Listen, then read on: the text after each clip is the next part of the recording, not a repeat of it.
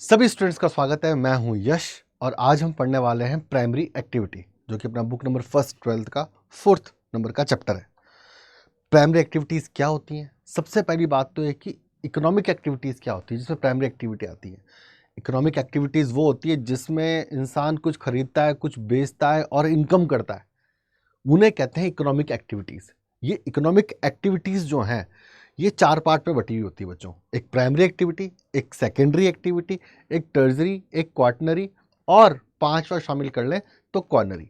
ये economic activity हमें income देती है, सबसे इंपॉर्टेंट बात है। तो हम यहाँ देखते हैं classification of the economic activities, ठीक है ना। और इन एक्टिविटीज़ में कोई डॉक्टर है, कोई इंजीनियर है, कोई चार्ज अकाउंटेंट है, कोई किसान है, ठीक है, कोई माइनर है, माइनिंग करने वाला, ठीक है ना, कोई जो है वो फार्मिंग करने वाला है, कोई डेयरी फार्मिंग करने वाला इंसान है, ठीक है ना, कोई अपने जानवरों को चरा करके अपनी इकोनॉमिक चला रहा है, कोई मछली पाल के अपनी इकोनॉमिक चला रहा है, ठीक है। तो यहाँ देख रहे हैं कि बहुत सारे लोग अलग अलग इकोनॉमिक एक्टिविटीज़ कर रहे हैं और ये इकोनॉमिक एक्टिविटीज़ जो है ये हमें इनकम देती है, सबसे इंपॉर्टेंट बात है, ठीक है। साथ ही में हम इसके अंदर जो है इस लेसन में जो हम पढ़ने वाले हैं वो इकोनॉमिक एक्टिविटी में प्राइमरी एक्टिविटी पढ़ने वाले हैं। प्राइमरी एक्टिविटी के अंदर हम एग्रीकल्चर की बात करेंगे, हम फिशिंग की बात करेंगे, हम बात करेंगे पेस्टोरलिज्म की बात करेंगे, हम लोग बात करेंगे यहाँ पर प्लांटेशन एग्रीकल्चर के बारे में बात करेंगे, टोटल एग्रीकल्चर के बारे में बात करेंगे, mix agriculture, dairy farming, truck farming, सबसे इंपॉर्टेंट बात, और माइनिंग के बारे में बात करते नजर आएंगे, ठीक है। ये इस पूरे चैप्टर का एक जो है अगर हम बात करें तो सार जो है वो हम यहाँ देखते हैं। सबसे इंपॉर्टेंट बात है यहाँ पे कि कौन कौन सी एक्टिविटीज़ जो है हम देखते हैं, ठीक है ना। तो यहाँ पर हम जो ब्रॉडली अगर हम बात कर लें तो प्राइमरी, सेकेंडरी, ट्रेजरी और क्वाटनरी, साथ में क्वानरी एक्टिविटीज़ भी दे सकते हैं। वैसे तो अगर मैं बात करूँ तो सबसे इंपॉर्टेंट बात यह है कि एक्टिविटी जो होती हैं वो असल में 3 तरह की होती हैं। टर्जरी एक्टिविटी का जो हाईएस्ट क्लास जो है उसे हम क्वाटनरी, और क्वाटनरी से पूर्व क्वानरी। असल में ये दोनों एक्टिविटी जो है टर्जरी सेक्टर से जुड़ी हुई हैं, ठीक है। तो मेनली जो क्लासिफिकेशन होता है वो प्राइमरी एक्टिविटी, सेकेंडरी एक्टिविटी और टर्जरी एक्टिविटी। अगर हम प्राइमरी एक्टिविटी के बारे में बात करें तो वो एक्टिविटी जो लैंड और वाटर से जुड़ी हुई है, वो एक्टिविटी जो हमारे एनवायरनमेंट से जुड़ी हुई है, उसे हम प्राइमरी एक्टिविटी कहते हैं। जैसे एग्रीकल्चर करना, धरती पे करेंगे, पानी का इस्तेमाल करेंगे, ठीक है ना, लैंड का यूज़ करेंगे। जैसे कि माइनिंग करना, लैंड का इस्तेमाल करेंगे, माइनिंग करेंगे। माइनिंग भी 2 तरह की करेंगे, ओपन कास्ट माइनिंग और अंडरग्राउंड माइनिंग। साथ में अगर हम बात करें फिशिंग करेंगे तो समुद्र से, पानी से हम लोग फिश लेंगे। साथ में अगर हम बात करें हॉर्टिकल्चर की बात कर लें, सब्जियां वगैरह उगाएंगे। साथ में हम लोग बात करें पेस्टोरलिज्म एक्टिविटी की, जिसमें अपने पशुओं को चरवाएंगे, ठीक है ना। साथ में हम बात कर लें गैदरिंग और हंटिंग की, जंगल की चीज़ों को इकट्ठा करना, साथ में अपने पशुओं को दूर दूर तक चराना और शिकार करना भी इसी में शामिल है। साथ में ये बिल्डिंग मटेरियल जो है क्वारिंग की बात कर रहा हूँ, जिसके अंदर हम पत्थर जो है लाइमस्टोन वगैरह और इमारती पत्थर जो है जिससे हम बिल्डिंग्स बनाते हैं, ठीक है ना, उनका जो है माइनिंग करते हैं। तो ये सब एक्टिविटी प्राइमरी एक्टिविटी में आती है। इंपॉर्टेंस ये है इसका कि प्राइमरी एक्टिविटी एनवायरनमेंट या लैंड या अर्थ से जुड़ी हुई होती है। सेकेंडरी एक्टिविटी क्या है? प्राइमरी एक्टिविटी से जो रॉ मटेरियल आया है उस रॉ मटेरियल के अंदर वैल्यू ऐड करके उसको फिनिश गुड बनाया जाता है, वो है सेकेंडरी एक्टिविटी, जिसे मैन्युफैक्चरिंग आती है। इसमें मैन्युफैक्चरिंग, प्रोसेसिंग और कंस्ट्रक्शन आता है। तो यहां से मान लो गेहूं यहां से चला, वीट या बार्ले, ठीक है ना, यहां से चला, सेकेंडरी एक्टिविटी में आया, किसान ने उसे काटा, मंडी में उसे बेचा, उसके बाद वो एक फैक्ट्री में आया ब्रेड, तो ब्रेड यहाँ बनी सेकेंडरी एक्टिविटी। जब ब्रेड मार्केट में बिकने जाएगी तो जो एमबीएस, जो बिजनेस एग्जीक्यूटिव उसको बेचेंगे, वो ट्रेजरी एक्टिविटी में काउंट हो जाएगा। तो सर्विस सेक्टर जो है ट्रेजरी एक्टिविटी से हम नौकरी करते हैं। जैसे मैं सर्विस सेक्टर का आदमी हूँ। जैसे अगर हम बात करें, डॉक्टर जो है सर्विस सेक्टर का आदमी, वकील जो है सर्विस सेक्टर का आदमी है। बिजनेस में जो लोग लगे हुए हैं, जो एम्प्लॉयमेंट कर रहे हैं, MBS, managers, assistant managers, deputy managers, ये सब के सब जो क्या है ट्रेजरी एक्टिविटी में। जो आर&डी करेंगे वो क्वार्टनरी एक्टिविटी में, और जो डिसीजन मेकिंग करेंगे सीईओ, सीएफओ, वो क्वार्टनरी एक्टिविटीज में चले जाएंगे, ठीक है। तो मेजरली तो ये 3 ही एक्टिविटीज है, क्वार्टनरी और क्वार्नरी से जुड़ी हुई है। हम जो पढ़ने वाले हैं वो प्राइमरी एक्टिविटी पढ़ने वाले हैं, जो लैंड और अर्थ से जुड़ी हुई है। तो आइए देखते हैं प्राइमरी एक्टिविटी क्या होती है, ठीक है। तो human activity which generate income are known as a economic activity. जैसा कि मैंने आपको बताया क्या होगा, इकोनॉमिक एक्टिविटी, ठीक है ना। इकोनॉमिक एक्टिविटी क्या जनरेट कर रहे हैं? इनकम जनरेट कर रहे हैं, और ये इकोनॉमिक एक्टिविटी आपके सामने है, ठीक है ना। प्राइमरी, सेकेंडरी, ट्रेजरी तो मेन इंपॉर्टेंट है। ट्रेजरी से जुड़ी हुई क्वार्टनरी और क्वार्टनरी से जुड़ी हुई क्वाइनरी, ठीक है। चल भाई आगे बढ़ते हैं यहाँ से। अब प्राइमरी सेक्टर में क्या क्या है? प्राइमरी सेक्टर में हम बात करते हैं फार्मिंग की बात करते हैं प्राइमरी सेक्टर में। प्राइमरी सेक्टर में हम माइनिंग की बात करते हैं, फिशिंग की बात करते हैं, फॉरेस्ट्री की बात करते हैं, पेस्टोरल एक्टिविटीज़ की बात करते हैं। लोग अपने पशुओं को चरवाते हैं। उनका जो डोमेस्टिक कैटल है, अगर हम बात करें काऊ की, बफेलो की, गॉट की, शिप की, तो इनको ले जाकर के जो रेयरिंग करवाना है, इनको जो चरवाना है, वो पेस्टोरल एक्टिविटीज़ कहलाती है। साथ में माइनिंग, मिनरल्स खोद करके बाहर निकालना माइनिंग करके। साथ में फॉरेस्ट्री, लकड़ी काट करके फॉरेस्ट से मार्केट में बेचना फर्नीचर्स के लिए। फार्मिंग करना, उसके अंदर वीट उगाना, मेज़ उगाना, बार्ले, प्लांटेशन एग्रीकल्चर, चाय, कॉफ़ी, बहुत सारा। फिशिंग करना। तो ये जो एक्टिविटी है ये प्राइमरी सेक्टर से आती है। और आप देखोगे तो ये सब की सब एक्टिविटी लैंड और वाटर से जुड़ी हुई है, यानी कि अर्थ के एनवायरनमेंट से कनेक्टेड है और रॉ मटेरियल प्रोड्यूस कर रही है। सबसे इंपॉर्टेंट बात है, ठीक, क्या प्रोड्यूस कर रही है? रॉ मटेरियल जो है वो प्रोड्यूस कर रही है। तो हम यहां देखते हैं कि primary activity directly are dependent on the environment. In this type of activity people with the utilize earth resources. Earth resources, पानी का यूज कर रहे हैं, वाटर का यूज कर रहे हैं, मिनरल्स का यूज कर रहे हैं जो अर्थ में है, ठीक है ना। मछलियों भी समुद्र में हो रही है, नदियों में हो रही है, उनका यूज कर रहे हैं। स्टोन्स का यूज कर रहे हैं मकान बनाने के लिए, ठीक है ना। अपने जानवरों को चरवा रहे हैं, जंगल काट के लकड़ी दे रहे हैं और लकड़ी से फर्नीचर बना रहे हैं, तो अर्थ से ले रहा है, सब कुछ एनवायरनमेंट से ले रहा है। Such as a land, water, vegetation यानी कि जंगल, ठीक है। बिल्डिंग मटेरियल, जो पत्थर निकल रहा है, मार्बल वगैरह, वो भी तो माइनिंग करके निकाल रहा है। और साथ में मिनरल्स लाइक आयरन और बॉक्साइट, टंगस्टन, गोल्ड, साथ में अगर हम बात करें सिल्वर, ये सब भी इसी से निकल करके आ रहा है। तो वो एक्टिविटीज जो depend on the environment of earth, और ये एक्टिविटीज जो है ये land, water, vegetation, building material, mineral से कनेक्टेड है। ये सब की सब एक्टिविटीज क्या कहलाएंगी? प्राइमरी एक्टिविटीज कहलाएंगी, ठीक है ना। तो यहां पर देख लेते हैं hunting gathering is a primary activity, क्योंकि ये जंगलों पर और जंगलों में रहने वाले जानवरों पर निर्भर करती है। पेस्टोरल एक्टिविटी, इसमें अपने जानवरों को चरवाया जाता है ले जाकर के, ठीक है ना। फिशिंग जो है वो मछलियां जो है वो लेना, और फिशिंग बहुत बड़ी इंडस्ट्री है फिशिंग की। फॉरेस्ट्री की बात करें, जंगल में लकड़ी काटना और अपनी नीड्स को फुलफिल करना। एग्रीकल्चर, खेती करना, चाहे वो किसी भी तरह की खेती हो। माइनिंग की बात कर लें, माइनिंग, ठीक है ना, आयरन ओर, बॉक्साइड, ये सब माइनिंग करके बाहर निकालना।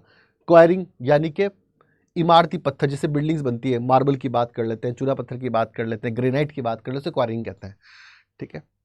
जो पीपल प्राइमरी एक्टिविटी के अंदर लगे हुए होते हैं उन्हें वाइट, रेड कॉलर वर्कर्स कहते हैं। व्हाइट कॉलर तो सर्विस सेक्टर के लोगों को कहते हैं, रेड कॉलर वर्कर्स कहते हैं। The people engage in the primary activity are known as a red collar worker. ऐसे रेड कॉलर वर्कर होते हैं, ब्लू कॉलर वर्कर होते हैं, वाइट कॉलर वर्कर होते हैं, गोल्डन कॉलर वर्कर होते हैं, पिंक कॉलर वर्कर होता है, ठीक है। तो रेड कॉलर वर्कर, और रेड कॉलर वर्कर क्यों करें? क्योंकि बाहर जाके काम करना पड़ता है। और ये रेड कॉलर वर्कर जो नाम निकल करके आया, ये यूएसएसआर यानी कि आज के रशिया से निकल करके आया, ठीक है। चले भाई, अब सबसे पहले जो एक्टिविटी हम पढ़ने वाले हैं वो पढ़ने वाले हैं हंटिंग एंड गैदरिंग। सबसे पहले वाली प्राइमेटिव एक्टिविटी, भाई इंसान जो है वो धरती पे आते ही माइनिंग नहीं करने लग गया। इंसान जो धरती पे आते ही एरोप्लेन नहीं उड़ाने लग गया। सबसे पहले वो जब धरती पे उसका जब एवोल्यूशन हुआ, जब उसका उद्विकास हुआ, कहते हैं ना हमारे पूर्वज बंदर थे, जब वो बंदर से इंसान बना तो अपनी शेल्टर यानी घर की जरूरतों को पूरा करने के लिए, अपनी फूड नीड को कंप्लीट करने के लिए, अपनी क्लोथिंग नीड को कंप्लीट करने के लिए उसने हंटिंग करना शुरू किया शुरुआत के अंदर। ये प्राइमेट सोसाइटी थी, आज के मानव से 7-8-9 हजार साल पहले का मानव, ठीक है। ये जंगल में जाता था, ये जंगल में अपनी ज़रूरत के हिसाब से शिकार करता था। शिकार करने के लिए इसके पास में AK-47 नहीं थी, इसके पास लकड़ी के हथियार थे, इसके पास हड्डियों के हथियार थे, इसके पास पत्थरों के हथियार थे, नॉर्मल हथियार थे। और ये उस जानवर से मांस भी प्राप्त करता था, साथ में ही अपने शरीर को ढकने के लिए उससे चमड़ा भी मिलता था, लेदर भी मिलता था। तो शुरुआत में जो प्राइमेटिव सोसाइटी थी, शुरुआत में उसने हंटिंग करना शुरू किया। और हंटिंग जो है वो एक प्राइमरी एक्टिविटी है, क्योंकि वो अर्थ के एनवायरनमेंट, लैंड, वाटर और वेजिटेशन और जंगलों से जुड़ी हुई है। और ये जानवर इंसान खुद तो पैदा नहीं कर रहा, ये तो जंगलों से हो रहा है, मतलब कि अर्थ के एनवायरनमेंट से कनेक्टेड है, इसलिए प्राइमरी एक्टिविटी में है। देख रहे हो आप, ये प्राइमेटिव सोसाइटी, कपड़े नहीं पहन रखे, शिकार कर रहे हैं, इनके पास जो है भाला, कमान वगैरह है, छोटे छोटे हथियार है जिससे शिकार करते हैं। साथ में ही ये गैदरिंग भी करते हैं, ये जंगलों पर निर्भर रहते हैं और जंगलों से इनकी शेल्टर की जो है ज़रूरतें पूरी होती है, इनकी फूड, इनको दवाइयाँ मिलती है जंगल से, ठीक है। तो देखते हैं क्या है ये the hunting. It is considered that most of primitive activity, most of the ancient society dependent heavily on the hunting people, ठीक है ना, hunting the people living in extremely cold and hot climate region they survive off the hunting. जो extremely cold, Eurasia extremely cold, ठीक है ना, Eskimos Alaska extremely cold, ठीक है ना, the great Indian desert, Atacama desert, Gobi desert extremely, ठीक है ना, क्लाइमेटिक कंडीशन जो है वो यहाँ पर जो है वो ड्राई भी हैं और द ग्रेट इंडियन डेजर्ट में हॉट है, सहारा डेजर्ट हॉट कंडीशन है। तो जहाँ एक्सट्रीमली कोल्ड और एक्सट्रीमली हॉट कंडीशंस थे, ठीक है ना, वहाँ पर जो लोग हैं वो ये एक्टिविटी करते थे आज से बहुत पहले, जब तक मॉडर्न वर्ल्ड ना बन गया, ठीक है। In spite of the modernization in the fishing due to the technological progress, still people living in the coastal areas are engaged in the catching fishing due to the legal hunting, poaching. A large number of the species now have they become extinct or endangered. फिर जब hunting primitive society से धीरे धीरे जब society develop हुई और जब hunting जो है वो इलीगल है, लेकिन हथियार आने की वजह से अच्छे अच्छे हथियार आ गई, बंदूकें आ गई, राइफल्स आ गई, तो अभी बहुत सारी जो ब्रीड्स हैं, ठीक है ना, बहुत सारी जो स्पीसीज़ हैं वो क्या हो गई हैं, अब बहुत कम हो गई हैं और बहुत खतरे में या कुछ तो ख़त्म भी हो चुकी हैं, ठीक है। इन सिंपल हंटिंग, ठीक है। चले भाई, the early time due to the use of the primitive tools made of the stone, twigs and arrows, इनका इस्तेमाल करते थे शिकार के लिए। तो और शिकार भी करते थे तो अपनी ज़रूरत के लिए करते थे, ऐसे नहीं है जैसे मॉडर्न एरा की मैं बात कर लूँ, अगर मैं बात करूँ 18th सेंचुरी और 19th सेंचुरी की, तो इतने जानवर मार दिए गए जिनकी ज़रूरत नहीं थी, ठीक है ना। पहले ये अपनी ज़रूरत के हिसाब से ही शिकार करते, कितना भोजन चाहिए, ठीक है ना, बस उसी हिसाब से, इसलिए जानवर भी बहुत सारे रहते थे जंगलों में, ठीक है। लेकिन फिर जब मॉडर्न एरा आया तो बहुत सारे शिकार होने लगे, ठीक है, ठीक है। The animal killing were the limited compare to the present. अब बात करते हैं, अगर हम यहाँ की बात करें तो बात करते हैं गैदरिंग की। गैदरिंग मतलब इकट्ठा करना। क्या इकट्ठा करना? जंगलों से फ्रूट्स इकट्ठे करने, जंगलों से लकड़ी इकट्ठी करनी, जंगलों से पत्ते इकट्ठे करने, जंगलों से मेडिसिनल यूज़ वाली जो है वो वेजिटेशन को इकट्ठा करना, ये गैदरिंग है, ठीक है। तो gathering is the collection of the plants and the animal for food, shelter and clothing, ठीक है ना। किसके लिए गैदरिंग की जाती थी? अगर बात कर लें यहाँ पे, तो गैदरिंग जो है, अगर हम बात करें तो गैदरिंग जो है वो शेल्टर के लिए, क्लोथिंग के लिए, प्लांट्स, एनिमल फॉर फूड, तो for food, shelter and clothing के लिए। It is mainly the practiced by the primitive society who live in the harsh climatic region.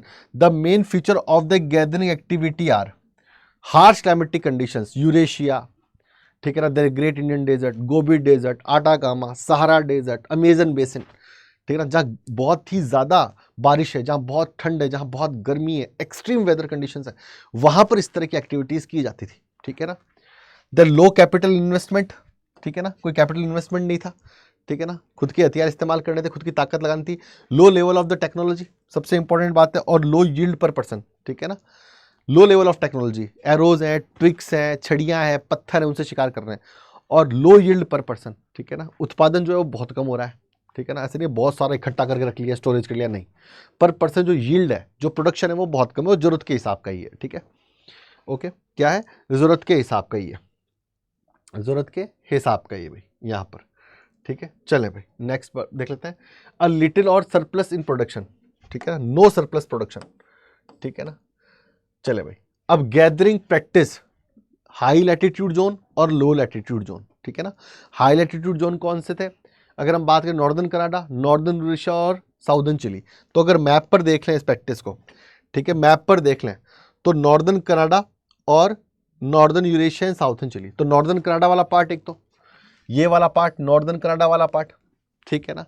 फिर अगर बात कर लें फिर चिली वाला पार्ट, ठीक है ना, और यूरेशिया वाला पार्ट, यहाँ इन एरियाज में जो है वो क्या हो रही है, वो गैदरिंग हो रही है, ठीक है ना, इन एरियाज में, ठीक है। ये तो हो गया हाई लैटिट्यूड वाले एरियाज। अब बात कर लेते हैं लो लैटिट्यूड वाले एरियाज की। तो लो लैटिट्यूड्स के एरिया के अंदर अमेजन बेसिन है, सबसे इंपॉर्टेंट है, tropical Africa, northern fringes of the Australia, ठीक है ना, and the interior part of the South East Asia, ठीक है। तो कौन कौन से पार्ट हैं लो लैटिट्यूड्स में? लो लैटिट्यूड्स की बात करें तो the Amazon basin, tropical Africa, northern फ्रिंग of Australia. तो अमेजन बेसिन और ट्रॉपिकल अफ्रीका, ठीक है। तो बात कर ले अमेजन बेसिन पूरा का पूरा, ठीक है ना, बात कर लें ट्रॉपिकल अफ्रीका, ठीक है ना, और northern part of the Australia और साउथ ईस्ट एशिया, इन पार्ट्स के अंदर हो रही है। तो अगर बात करें तो कनाडा, नॉर्दर्न कनाडा, यूरेशिया और चिली, साथ में Amazon basin, tropical Africa, south East Asia और नॉर्दर्न फ्रिंग्स ऑफ आपके ऑस्ट्रेलिया, उत्तर के हिस्से जो हैं ऑस्ट्रेलिया के वो। ठीक है, चले। In modern time some gathering has become a commercial and market oriented. ये बहुत इंपॉर्टेंट है और ये एग्जाम में पूछा जाने वाला है। ये बहुत ज़्यादा इंपॉर्टेंट है और ये एग्जाम में क्या होता है इसके बारे में वो बातचीत करता है, वो आपसे पूछता है इसके बारे में। ठीक है, कि क्या गैदरिंग प्रैक्टिस अभी भी है? बिल्कुल अभी भी है। आप कभी, मैं इंडिया के उसमें आपको समझाता हूँ कॉन्टेक्स्ट में, आप कभी हिमाचल प्रदेश जाएं या आप कभी उत्तराखंड जाएं, थोड़ा शिमला वगैरह से आगे निकलें आप, ठीक है ना, सांगला वगैरह कहीं जा रहे हैं, तो आपको अक्सर गांव के लोग जो हैं वो वहाँ पे जो लोकल या तो शहद बेचते हुए दिख जाएंगे, ठीक है ना, या वहाँ पर अगर कोई भी फसल हो रही है या कोई फ्रूट्स वगैरह उग रहे हैं, ठीक है ना, तो उनको बेचते हुए दिख जाएंगे, ऐसा दिखेगा आपको। ठीक है, आप छत्तीसगढ़ झारखंड में जाओगे या आप एमपी में ट्राइबल्स एरिया में जाओगे, राजस्थान के ट्राइबल्स एरिया में जाओगे, तो आपको दिख जाएंगे बेचते हुए। तो अभी भी ये कमर्शियल एक्टिविटी भी हो रही है। जंगलों में जाएंगे, कुछ इंपॉर्टेंट चीज़ें इकट्ठी करके लाएंगे और उन्हें आकर के थोड़ा पैकेट वैकेट बंद करके उनको बेचना शुरू कर देंगे, जैसे आदिवासी ऑयल। अब तो बहुत कमर्शियल एक्टिविटी होगी, लेकिन शुरुआत किसी ने ऐसे ही की थी, रोड के किनारे बेचने से। तो become a commercial market oriented practice करने लग गए हैं आजकल। तो याद रखना, गैदरिंग जो है आज के समय में भी हो रही है, बहुत बड़े स्तर पर नहीं, लेकिन फिर भी एक कमर्शियल एक्टिविटी में भी आ रही है। ठीक है ना, ओके। तो इसके एरियाज बहुत इंपॉर्टेंट है, एग्जाम में पूछे जाते हैं। ठीक है, चले भाई।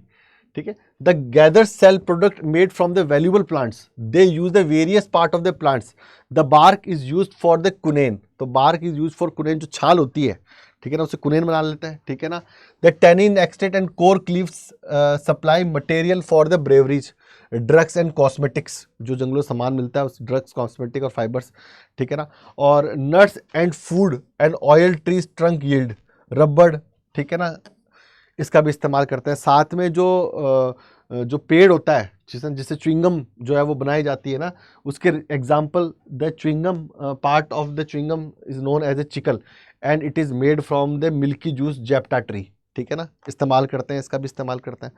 ठीक है, तो इन सब का जैसे यहाँ पे उदाहरण दे रखा है, ऐसे बहुत सारी चीज़ें हैं। ठीक है ना, ऐसी बहुत सारी जो है वो सप्लाईज है जंगल से होने वाली, जिनका इस्तेमाल किया जाता है। ठीक है, साथ में अगर हम बात करें, products of the gathering activity can not compete at the global market. अब क्योंकि छोटे स्तर पे हम चीज़ें इकट्ठे कर रहे हैं और ग्लोबल मार्केट के अंदर जो चीज़ें आ रही हैं उनसे हम कम्पीट नहीं कर सकते। ठीक है, क्योंकि सिंथेटिक प्रोसेस से चीज़ें बहुत बड़ी मात्रा में बन रही हैं। ठीक है ना, दवाइयाँ आ रही हैं, आपको पता है कि 2 किलो आप ये फल खाओगे तब जाके आपको 5% या 5 mg विटामिन सी मिलेगा, और मार्केट में 500 mg के विटामिन कैप्सूल का विटामिन सी के कैप्सूल का जो है वो मतलब पैकेट में कैप्सूल आता है, तो आप 500 mg का कैप्सूल ले लोगे।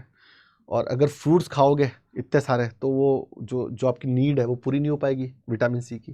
ठीक है, तो सिंथेटिकली चीज़ें बन रही है, इसलिए ये जो चीज़ें हैं ये मार्केट में ये कम्पीट नहीं कर पा रही है ना। Often the better quality and the cheap price have replaced many product supplied by the gathered of the tropical forest, है ना। जो बहुत सारी चीज़ें इकट्ठे करके बाज़ारों में बेच रहे हैं, वो सिंथेटिक जो मटेरियल आ रहा है उसके साथ में कम्पीट नहीं कर पा रहे हैं। ठीक है ना, क्योंकि वो सिंथेटिक मटेरियल इनसे भी ज़्यादा चीप है। ओके, चलें नेक्स्ट बात करते हैं पेस्टोरलिज्म। ठीक है ना, पेस्टोरलिज्म की जब हम बातचीत करते हैं, ठीक है ना, तो पेस्टोरलिज्म ये है, ठीक है ना, अपने जो डोमेस्टिक कैटल है उनको चरवाना, वो पेस्टोरलिज्म है। ठीक है, साथ में अब मैं आपको बता दूं एक बहुत ही इंपॉर्टेंट जो है बात, वो ये है कि आप अड्डा 24/7 का ऐप डाउनलोड कर लें। ठीक है ना, ये बहुत इंपॉर्टेंट जो है वो न्यूज़ है। अड्डा 24/7 का ऐप डाउनलोड करें, इसके लिए आप ऐप स्टोर या गूगल प्ले स्टोर पे, अभी क्लास चल रही है ना, बीच में ही जो है आपको मैं बता दूं इसके लिए, क्योंकि बहुत सारे बच्चे पूछ रहे होंगे। साथ में ही आपको इस क्लास का PDF जो है वो CUT अड्डा 24/7 के टेलीग्राम चैनल पर भी मिल जाएगा। इस क्लास का पूरा PDF आपको वहाँ पर जो है वो मिलेगा। ठीक है ना, आप अड्डा 24/7 का ऐप डाउनलोड करें ऐप स्टोर या गूगल प्ले स्टोर से। ठीक है, और जैसे आप ऐप डाउनलोड करेंगे, ठीक है ना, ये ऐप डाउनलोड हुआ आपका, वो ऊपर आपके ऐसे बॉक्स बना होगा, उसमें आप जा करके और आपको क्या चुनना है, आपको CUT UG PG जो है वो एंट्रेंस एग्ज़ाम चूज़ करना है, और एंट्रेंस एग्ज़ाम में चूज़ करके आपको जो है वो CUT UG चूज़ करना है, और CUT UG में CUT आर्ट्स चूज़ करना है आपको, और CUT आर्ट्स में आपके सामने मौजूद है आर्ट्स डोमेन। ठीक है ना, इसके अंदर फ़ायदा ये है कि हम बोर्ड प्लस CUT दोनों की तैयारी कराएंगे। इसमें हम आपको 4 डोमेन ऑफर करेंगे, political science by Moin sir, history by Anita ma'am, geography by मैं खुद यश, और प्रिंस सर बाय इकोनॉमी। साथ में आपको जीटी की क्लासेस, रीजनिंग की क्लासेस, क्वांट की क्लासेस और लैंग्वेज की क्लासेस भी मिलेंगी। तो 12th प्लस CUT दोनों है, ठीक है।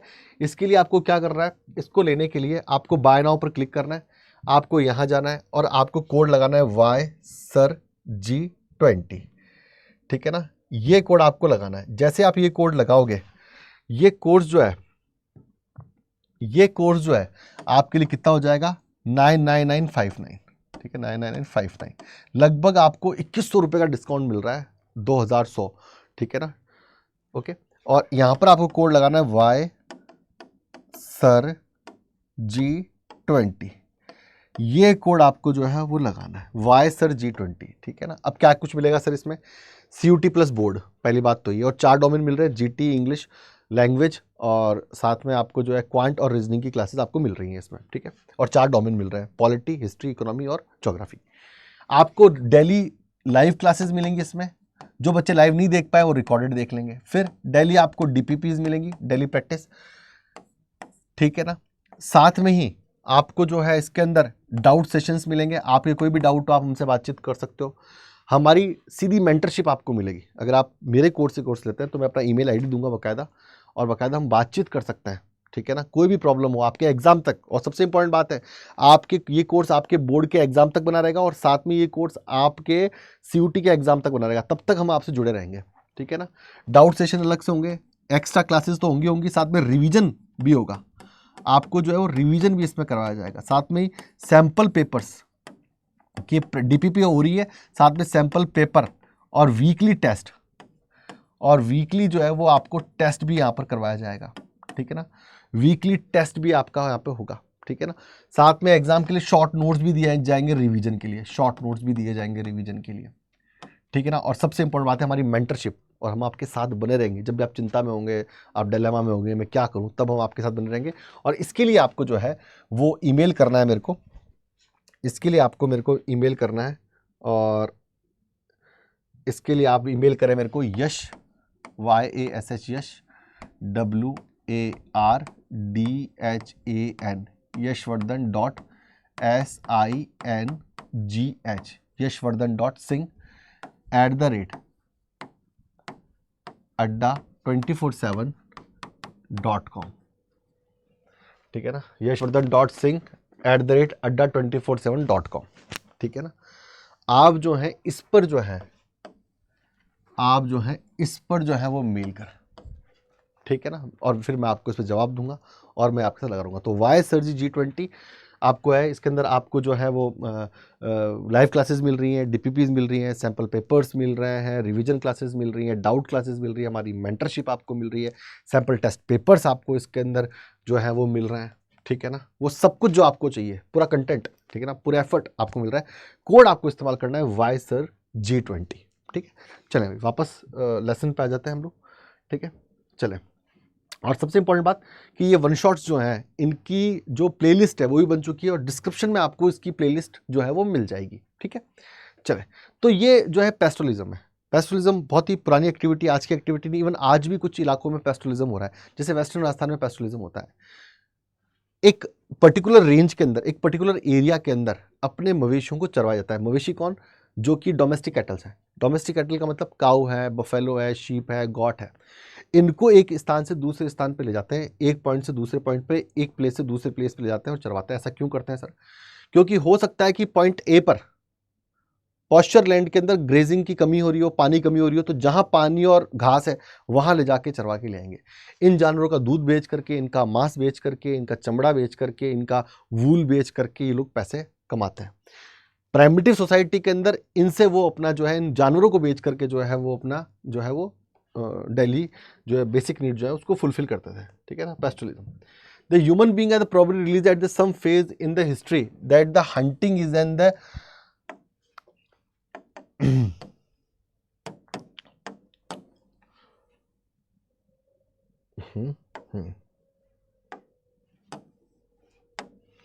the hunting is in the unsustainable activity, so they started the practicing the domestication of the animal. उसको लगा कि जो हंटिंग है वो अनसस्टेनेबल है एक्टिविटी है, ठीक है ना, और हर इलाके में हंटिंग हो नहीं सकती, जंगल होना ज़रूरी है। तो उसने फिर जो है वो कुछ जानवरों को घरेलू बनाना शुरू किया, जैसे कि भैंस, बफेलो, जैसे कि काऊ, शिप, गॉट, हॉर्स, ठीक है ना, इनको। The different animals were domesticated depending upon the climatic condition. भाई जैसे क्लाइमेटिक कंडीशन होगी, तिब्बत में याक को डोमेस्टिकेटेड बना लिया, लामा को एंडीज में बना लिया, इंडिया में जो है वो काऊ और बफेलोज को बना लिया, शीप और गॉट को बना लिया। जैसे अलग अलग एरियाज में अलग अलग को डोमेस्टिकेटेड किया गया according to geographical and climatic conditions. Okay, domesticated है ना, ठीक है, depend on the climatic condition for the obtaining the product such as a milk, meat and eggs and leather also, ठीक है ना। आपकी किताब में तो मिल्क, मीट और एग्स, और इनको क्यों पाला जा रहा है? मिल्क के लिए, ठीक है ना, मीट के लिए और एग्स के लिए। पोल्ट्री फार्म खोल लिया, मुर्गिया उर्गिया पाल ली तो अंडे मिल रहा है, ठीक है ना। भैंस अंडा नहीं देगी भाई, ध्यान रखना, पता चले कि भैंस पाल ली अंडे के लिए, नहीं, है ना, मेरी भैंस को अंडा क्यों मारा? भैंस तो अंडा खाती है, मतलब मार। ओके, एग के लिए आपको पोल्ट्री करनी पड़ेगी, ठीक है ना, आगे हम पढ़ेंगे, ठीक है, और भी बहुत सारी चीज़ें। That depending upon two geographical factors and the level of the technology development, animal rearing is the today the practice of the substance और द कमर्शियल लेवल। आज की तारीख में जो है, जो एनिमल रेयरिंग जो है वो अपने आप के अंदर एक मॉडरेट लेवल पर भी है, सब्सटेंस लेवल पे भी। एक गांव का छोटा किसान है, उसने 2 भैंस पाल रखी है, और कमर्शियल लेवल पर भी है कि एक बहुत बड़ा रेंच है लगभग 100 हेक्टेयर का, और उसके अंदर जो है 10,000 भैंसें रखी हुई हैं। तो दोनों ही है ना, नॉर्मल भी है, सब्सटेंस मतलब केवल खुद की ज़िंदगी जीने की जितना दूध मिल जाए, और कमर्शियल लेवल पर भी है, ठीक है। ओके, अब नॉमेडिक हार्डिंग की बात कर लेते हैं। यहाँ पर सबसे इंपॉर्टेंट बात है, किसकी बात कर लेते हैं? नॉमेडिक हार्डिंग की बात कर लेते हैं यहाँ पर, ये भी, ठीक है। नॉमेडिक हार्डिंग जो है वो, अगर हम बात करें तो दुनिया के ऊपरी इलाकों के अंदर अगर हम बात कर रहे हैं, यूरेशिया वगैरह, नॉमेडिक हार्डिंग हो रही है। और ये नॉमेडिक हार्डिंग कोई छोटे एरिया में नहीं हो रही है, ये एक बड़े एरिया में जाकर के हो रही है। इसमें लोग जो है वो सीजनल माइग्रेशन कर रहे हैं, पहाड़ों से मैदानों में, mountain to plain, plain to mountain, north to south, south to north, east to west, ठीक है ना। तो nomadic herding is also called a pastoral nomadism. It is a primitive substance activity in the which the herders depend upon animal for the food, clothing and shelters. ठीक है ना, समझ में आ गई? तो nomadic herding जो है फूड, क्लोथिंग और शेल्टर के थे ना, tools and transport. They move the different area with the live stock for the availability and the quality of the posture and water. According to their tradition, each nomadic community occupy the well-defined territory. एक area होता है, जैसे मैं आपको एक छोटा सा example देता हूं, ठीक है ना। वेस्टर्न राजस्थान के अंदर, आपकी बुक में नहीं है, मैं बस आपको समझाने के लिए कह रहा हूं, ठीक है ना। मान लो कि राजस्थान का नक्शा बना दी, ये राजस्थान का नक्शा है, राजस्थान का नक्शा असल में ऐसा ही है, ठीक है ना। हाँ, समझाने के लिए क्या होता है कि वेस्टर्न राजस्थान के जो बहुत सारे जो चरवाए हैं, नॉमेडिक हार्डर्स हैं, वो पहले ईस्टर्न राजस्थान की तरफ आते थे, क्योंकि ईस्टर्न राजस्थान की तरफ जब बारिश के मौसम में बहुत सारी घास और पानी इकट्ठा हो जाता था, तो अपने जानवरों को लेकर 250-300 किलोमीटर की रेंज में वो मूवमेंट करते थे। ऐसे हम यूरेशिया के अंदर देखते हैं, ऐसे ही हम जो है लैटिन अमेरिका में देखते हैं, यूरोप में देखते हैं, साउथ ईस्ट एशिया में देखते हैं। तो एक रेंज के अंदर मान लो यहाँ सूखा पड़ रहा है, यहाँ जो है वो ड्राई हो रहा है, और कहीं और अच्छी बारिश हुई है और पानी है, तो वो वहाँ ले जाकर के अपने जानवरों को चरवाते थे। यूरेशिया में भी यही होता है, ठीक है ना। नॉर्थ टू साउथ, जब सर्दियाँ तेज पड़ती है तो लोग साउथ की तरफ आ जाते हैं, और जब गर्मियाँ तेज पड़ती है तो लोग नॉर्थ की तरफ चले जाते हैं, ठीक है ना, अपने जानवरों को लेकर के। ऐसा ही हमारे हिमालय रीजन्स में भी होता है, इसमें कश्मीर, हिमाचल प्रदेश और उत्तराखंड, इसमें नॉमेडिक हार्डर्स जो होते हैं, जिन्हें ट्रांस ह्यूमन्स कहते हैं, और ये ट्रांस ह्यूमन जो है बकरवाल, गद्दी और भोटियाँ हैं, ये सर्दियों में प्लेन्स में आ जाते हैं और गर्मियों में वापस माउंटेन्स में चले जाते हैं अपने जानवरों को लेकर के। तो एक सीजनल माइग्रेशन करते हैं, ठीक है ना। और सीजनल माइग्रेशन क्यों कर रहे हैं? क्योंकि इनकी नीड है, उन जो जानवर जो है, ठीक है ना, वो जो डोमेस्टिकेटेड जो लाइव स्टॉक है इनका, उससे फूड, क्लोथिंग और शेल्टर इनको मिल रहा है, ठीक है ना। चले भाई, और वेल डिफाइंड टेरिटरी होती है। ऐसा नहीं होता है कि राजस्थान का जो नॉमेडिक हार्डर है वो चला गया रशिया, नहीं, 300-400 किलोमीटर की वेल डिफाइंड टेरिटरी होती है, उसी के अंदर मूवमेंट करता है, 100, 150, 300 किलोमीटर की। The activity prescribed in their important region, ठीक है ना। कौन कौन से रीजनल एरियाज हैं? The core region of the extend Atlantic shore of the North Africa eastward across the Arabian Peninsula into the Mongolia and Central China. सबसे important है ना, अटलांटिक शोर ऑफ नॉर्थ अफ्रीका से ईस्टवार्ड होते हुए अरेबियन पेनिनसुला होते हुए मंगोलिया और सेंट्रल चाइना, ये देख लेते हैं। कहां से कहां तक देखो, यहां से ये शुरू हुआ,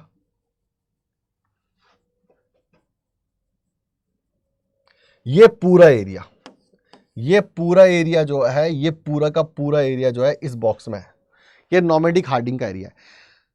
शोर of the Atlantic, Atlantic ocean north से ईस्ट वार्ड की तरफ जाते हुए ठेठ जो है ये आपके स्टेपीज आ गए, और देन उसके बाद जो है मंगोलिया और सेंट्रल चाइना, ये पूरा का पूरा एरिया, ये पूरा का पूरा एरिया इसमें आ गया। ठीक है, साथ में the second region extended over the tundra region of the Eurasia, tundra region of the Eurasia, tundra region of the Eurasia, ठीक है ना, tundra region of the Eurasia. साथ में अगर हम बातचीत कर लें in the southern hemisphere, southern hemisphere आपको पता है 0 डिग्री जो लाइन है जिसे हम इक्वेटर कहते हैं, वो अर्थ को दो पार्ट में बांटती है। 0 डिग्री के ऊपर वाला पार्ट जो है ये अर्थ है, मान लो समझने के लिए, ये 0 डिग्री, इसके ऊपर वाला पार्ट नॉर्दर्न हेमिस्फीयर, ठीक है ना, और इसके नीचे वाला पार्ट सदर्न हेमिस्फीयर। तो 0 डिग्री के नीचे वाला जो पार्ट है सदर्न हेमिस्फीयर में कौन कौन से पार्ट है? The small area in the south west Africa on the island of the Madagascar, ठीक है ना। तो south west Africa, south west Africa, south west Africa और मेडागास्कर यहां पर। तो फर्स्ट रीजन कौन सा है? आपके अटलांटिक शोर से ईस्टवर्ड होते हुए ठेठ आपका जो है, मतलब कंप्लीट जो आपका जो मंगोलिया और सेंट्रल चाइना, ठीक है, then tundra Eurasia, then south west Africa and यहाँ पे नामीबिया वगैरह है, और यहाँ पर मेडागास्कर। इन एरिया में जो है वो आपका जो है नॉमेडिक हार्डिंग वो यहाँ पर हो रही है। ठीक है, चले आगे बढ़े यहाँ से। अब कौन कौन से जानवर है? ट्रॉपिकल अफ्रीका में cattle is the most important live stock.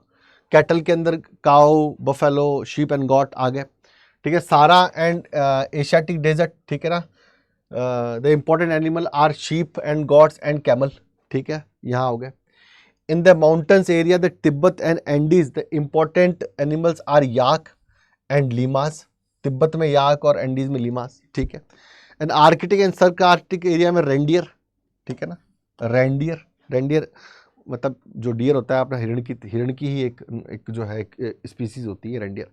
तो ये सब जो टॉपिक अफ्रीका में कैटल हो गए, सारा एशियाटिक डेजर्ट के अंदर कैमल और शीप एंड गॉट्स हो गए, तिब्बत में जो है वो याक हो गए, और एंडीज में, एंडीज का है आपका Latin America, Colombia to Bolivia, Peru, Chile, इन सब एरियाज के अंदर, ठीक है। ओके, चले भाई, फिर बात कर लेते हैं ट्रांस ह्यूमंस की। जैसे कि मैंने आपको बताया कि ट्रांस ह्यूमंस वो होते हैं जो कि सीजनल माइग्रेशन करते हैं। सीजनल माइग्रेशन का मतलब समझना इसको, सीजनल माइग्रेशन जो होता है, ये तो मान लो माउंटेन है और ये प्लेन है, ठीक है ना, सीजनल माइग्रेशन करवा रहा हूँ माउंटेन टू। मैं एक बकरवाल जाति का आदमी हूँ, मेरे पास खूब सारी जो है वो भेड़ें और बकरियाँ हैं, और मैं सीजनल माइग्रेशन करता हूँ, ऐसा मान के चलो आप। क्या होगा सीजनल माइग्रेशन में? जब विंटर्स आएंगे, जब विंटर्स आएंगे, ठीक है ना, विंटर्स आएंगे, तो विंटर्स के अंदर ये माउंटेन से प्लेन की ओर माइग्रेशन करेंगे, माउंटेन टू प्लेन में आ जाएंगे विंटर्स में। सर क्यों आ जाएंगे? विंटर्स के अंदर हिमालय रीजन के अंदर लाइक कश्मीर, जम्मू कश्मीर, हिमाचल प्रदेश, सिक्किम, अरुणाचल प्रदेश, ठीक है ना, और पूरा एरिया जो हिमालय रीजन है, उस समय स्नोफॉल होता है, और जितनी ऊंचाई होती है उस पर और ज़्यादा स्नोफॉल होता है। तो जितने भी माउंटेन एरियाज हैं वो स्नो और रास्ते सब बंद हो चुके होते हैं, और जितना भी वेजिटेशन होता है, घास वगैरह, वो सब खत्म, क्योंकि ऊपर बर्फ़ आके पड़ गई। तो क्या करेंगे? अब चरवाने के लिए तो घास है नहीं पेस्टोरल्स के, तो अपने जानवरों को नीचे ले आएंगे। जानवर कौन से होंगे? जानवर होंगे भेड़ और बकरी। पश्मीना शॉल बनती है ना कश्मीर में, वो इनसे बनती है। तो ये बकरवाल, गदीज और भोटियाँ जो हैं, ये अपने शीप और गोट्स को कहाँ ले आएंगे? प्लेन एरियाज में ले आएंगे, क्योंकि ऊपर बर्फ पड़ चुकी है। ये तो हुआ विंटर का मूवमेंट, माउंटेन टू प्लेन। अब बात कर लेते हैं इसी तरीके से, वापस एक पहाड़ बना, एक माउंटेन बनाते हैं, ठीक है। अब होगा ये मूवमेंट समर्स में। समर्स के अंदर जो है वो मूवमेंट होगा प्लेन टू माउंटेन समर्स में, क्योंकि समर्स में ऊपर की क्या पिघल गई? बर्फ पिघल गई, बर्फ पिघलती पानी हो गया, पानी होती बहुत सारी जो है वो वेजिटेशन, बहुत सारी ग्रास जो है वो वहां पर ग्रो कर जाएगी, और इस ताजा ग्रास को खिलाने के लिए समर्स में ये वापस कहां चले जाएंगे? माउंटेन में। तो सीजनल जो माइग्रेशन कर रहे हैं उससे ही, सीजनल माइग्रेशन को करने वालों को ही ट्रांसह्यूमंस कहते हैं, ठीक है, समझ गए होंगे शायद, बिल्कुल। The herders move from the place to the another search of the pasture other over the vast horizontal distance और वर्टिकल डिस्टेंस। क्या ना, पहाड़ों पे चढ़े, पर्वतों पे चढ़े, माउंटेन्स पे चढ़े, one the elevation to the another in the mountains और regions. They also migrate the seasonal duration summers, they move from the plains to mountains. ठीक है ना, समर रीजन में प्लेन टू माउंटेन्स में चले जाते हैं क्योंकि माउंटेन्स में बर्फ जो है पिघल जाती है, मेल्टिंग हो जाती है region. And during the winters they move from mountain to plain, क्योंकि माउंटेन से बर्फ पड़ेगी तो वहाँ क्या करेंगे, हम नीचे आ जाएंगे आपस में। ऐसे आपने देखा होगा पहाड़ों में दो दो घर होता है, विंटर्स का अलग होता है, समर्स का अलग होता है। ठीक है, चले भाई। This process season migration is known as a transhumance. ये क्वेश्चन बहुत इंपॉर्टेंट है बच्चों, ये क्वेश्चन जो है ये बहुत ज़्यादा इंपॉर्टेंट है। ठीक है ना, ये बहुत ज़्यादा इंपॉर्टेंट है। ठीक है, चले आगे बढ़ते हैं। ट्रांसह्यूमन समझ में आ गया आपको, ये भी अपने पशुओं को चढ़वा रहे हैं। अब ट्रांसह्यूमन कौन कौन से हैं, जैसे आपको फोटो दिखाऊं, यहाँ पे देखो, ये पहाड़ों से नीचे उतरे, बर्फबारी हो गई, ये ट्रांसह्यूमन्स हैं। ठीक है ना, भेड़ें और बकरियां हैं, और आगे कुत्ता चल रहा है। देखो ये कुत्ते सिक्योरिटी वाले कुत्ते हैं भाई, बड़े खतरनाक कुत्ते होते हैं, पहाड़ी कुत्ते। ठीक है, दिख गए, अच्छे लग रहे हैं, अच्छी अच्छी फोटो है। ठीक है ना, अच्छी फोटो है ना। ठीक है, चले भाई। अब कौन कौन होते हैं, Himalaya the tribal people like Gujjars, Bakarwal, Gaddis and Bhotias. Gujjars, Bakarwal, Gaddis and Bhotias practice the transhumance migration from the plain to the mountain in summers. Plain से माउंटेन में कब जाएंगे, समर्स में जाएंगे, क्योंकि माउंटेन्स की बर्फ पिघल चुकी होगी, घास उग चुकी होगी, तो उसको and no from mountain pasture to plain in winters. ठीक है ना,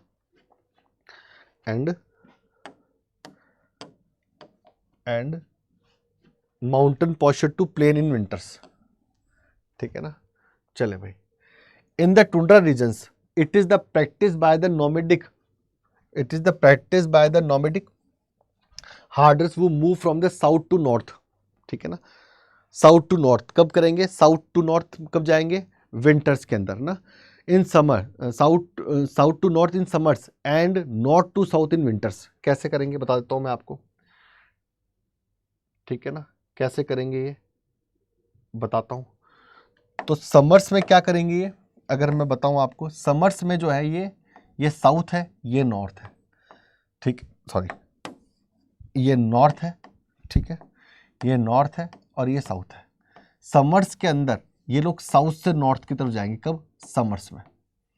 ओके, और विंटर्स में क्या करेंगे, विंटर्स में नॉर्थ में ज़्यादा ठंड पड़ेगी, तो नॉर्थ से कहाँ आ जाएंगे, साउथ में। ठीक है ना, कब, विंटर्स में। अगर इसको मैं मैप पे दिखाऊं आपको कि सर मैप पे बताओ कि कहाँ हो रहा है ये ट्रांजेक्शन, तो सबसे इंपॉर्टेंट बात है कि इस जगह जो है ये ट्रांजेक्शन हो रहा है। ठीक है ना, कैसे, अब बताओ मुझे, आपको दिमाग में सवाल आ रहा होगा, ये तो है नॉर्थ और ये है साउथ,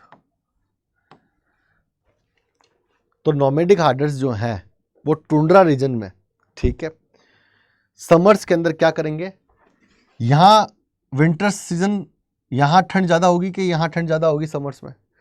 ठीक है ना, ये गर्म होगा और इसकी तुलना में ये ठंडा होगा इस कंपैरिजन में। तो समर्स में जो है वो साउथ से नॉर्थ की तरफ जाएंगे, कब, समर्स में। ठीक है ना, और विंटर्स में क्या करेंगे, वो नॉर्थ में बर्फ जम चुकी होगी पूरी, तो नॉर्थ से साउथ में आ जाएंगे, कब, विंटर्स में। ये साइकिल चलता रहेगा। ठीक है ना, विंटर्स में नॉर्थ टू साउथ आ जाएंगे, क्योंकि नॉर्थ में क्या हो गई, हाई लैटिट्यूड है, बर्फ जम गई, तो साउथ में आ जाएंगे। और समर्स में साउथ में, नॉर्थ में जो है बर्फ पिघल जाएगी, तो बहुत सारे जो मैदान निकल जाएंगे, तो फिर वापस समर्स में जो है वो नॉर्थ में चले जाएंगे। ठीक है, वैसे ही जैसे पहाड़ों से ऊपर से नीचे आएंगे, तो विंटर्स में ऊपर से नीचे आ रहे हैं और समर्स में नीचे से ऊपर जा रहे हैं, सिंपल। चलो, okay, the tundra region from the south to north, south to north in summers and north to south in winters. The number of the pastoral nomads have been decreasing and the area operated by them is shrinking due to the imposition of the political boundaries. अब तो सीमाएं बन चुकी है देशों में, and new settlement different of countries. अब तो अलग अलग कंट्रीज की दिशाएं बन चुकी हैं, बॉर्डर्स बन चुके हैं, तो अब जो आज से नोमैडिक हार्डिंग 500 साल पहले होती थी, अब वो नहीं होती है। अब यहाँ का नोमैडिक हार्डर पाकिस्तान जा सकता है, वहाँ का नोमैडिक हार्डर यहाँ नहीं आ सकता, क्योंकि बॉर्डर है, इंटरनेशनल बॉर्डर है, आर्मी खड़ी है। ठीक है ना, इस वजह से अब ये जो श्रिंक हो गया, इनका एरिया बहुत छोटा हो गया अब। ठीक है, चले भाई, आज भी अगर आप ध्यान दोगे तो बहुत सारे लोग जो है वो पाकिस्तान के अंदर, हमारे जो बकरवाल और गद्दी वो पाकिस्तान में घुस जाते हैं या फिर चाइना में घुस जाते हैं अपने जानवरों को लेकर। गलती हो जाती है कई बार, मार्किंग याद नहीं रहती उनको बॉर्डर की, तो फिर बड़ी दिक्कत होती है, उनको छुड़वाना पड़ता है, बातचीत करनी पड़ती है उनके लिए। अब बात करेंगे कमर्शियल लाइव स्टॉक रेयरिंग की। हमने नॉमेडिक हार्डिंग पढ़ ली, हमने पेस्टोरलिज्म पढ़ लिया, इसमें हम अपने स्तर पे जो हैं लोग अपने डोमेस्टिक लेवल पर जो है वो अपने शेल्टर, फूड और क्लोथ के लिए जो है ये कर रहे हैं। लेकिन अब जब मॉडर्न एरा आ गया है तो कमर्शियल लाइव स्टॉक रेयरिंग हो गई है। बहुत बड़े बड़े फार्म्स में, रेंचेस में, बहुत बड़े काउंट नंबर के अंदर आप बफेलो, काऊ, हॉर्स, शीप और कैटल, जो शीप और गॉड जो है वो उसको पाल रहे हैं, और वो जो है मांस के लिए, मतलब मीट के लिए, लेदर के लिए, एग्स के लिए ये कमर्शियल लाइव स्टॉक रेयरिंग कर रहे हैं। यहाँ लाइव स्टॉक है तो यहाँ पोल्ट्री नहीं होगी, अंडे नहीं होगी, यहाँ मीट होगा। सबसे इंपॉर्टेंट मीट एंड लेदर। आपके कोर्स में केवल मीट है तो मीट की बात करेंगे यहाँ पे, जैसे कि मैं दिखाऊँ आपको, ठीक है। कमर्शियल लाइव स्टॉक रेयरिंग की अगर हम बातचीत करें यहाँ पर, ठीक है ना, कमर्शियल लाइव स्टॉक रेयरिंग की अगर मैं बातचीत करूँ आपके सामने तो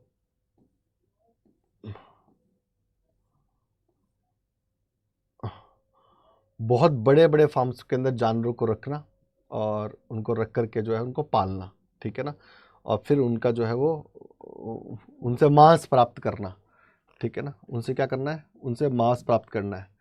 ये देखो, ठीक है ना, ये कमर्शियल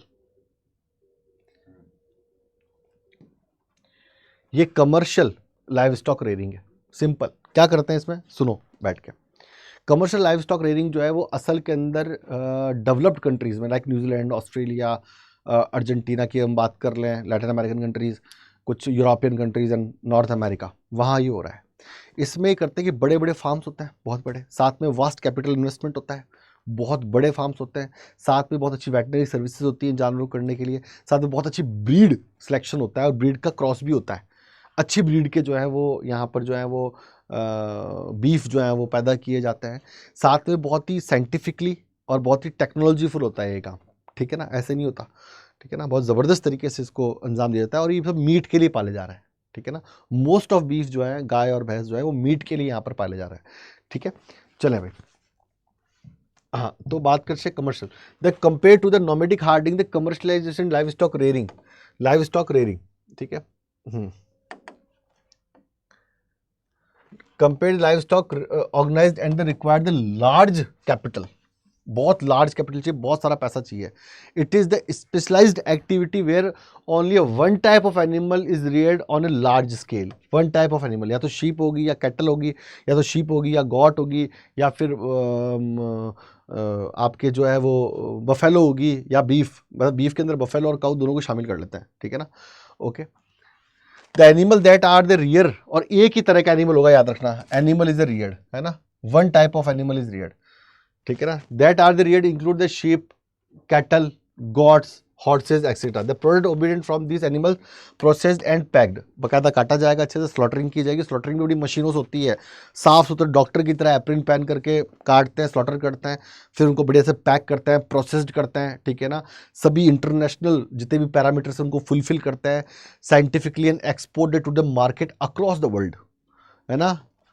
बीफ कटा, गाय और भैंस कटी कहाँ पे, जापान में, और सप्लाई हो रही कहाँ पर, मिडिल ईस्ट में, या फिर अमेरिका में, ठीक है ना, या फिर सिंगापुर में, या फिर ऑस्ट्रेलिया में, ठीक है।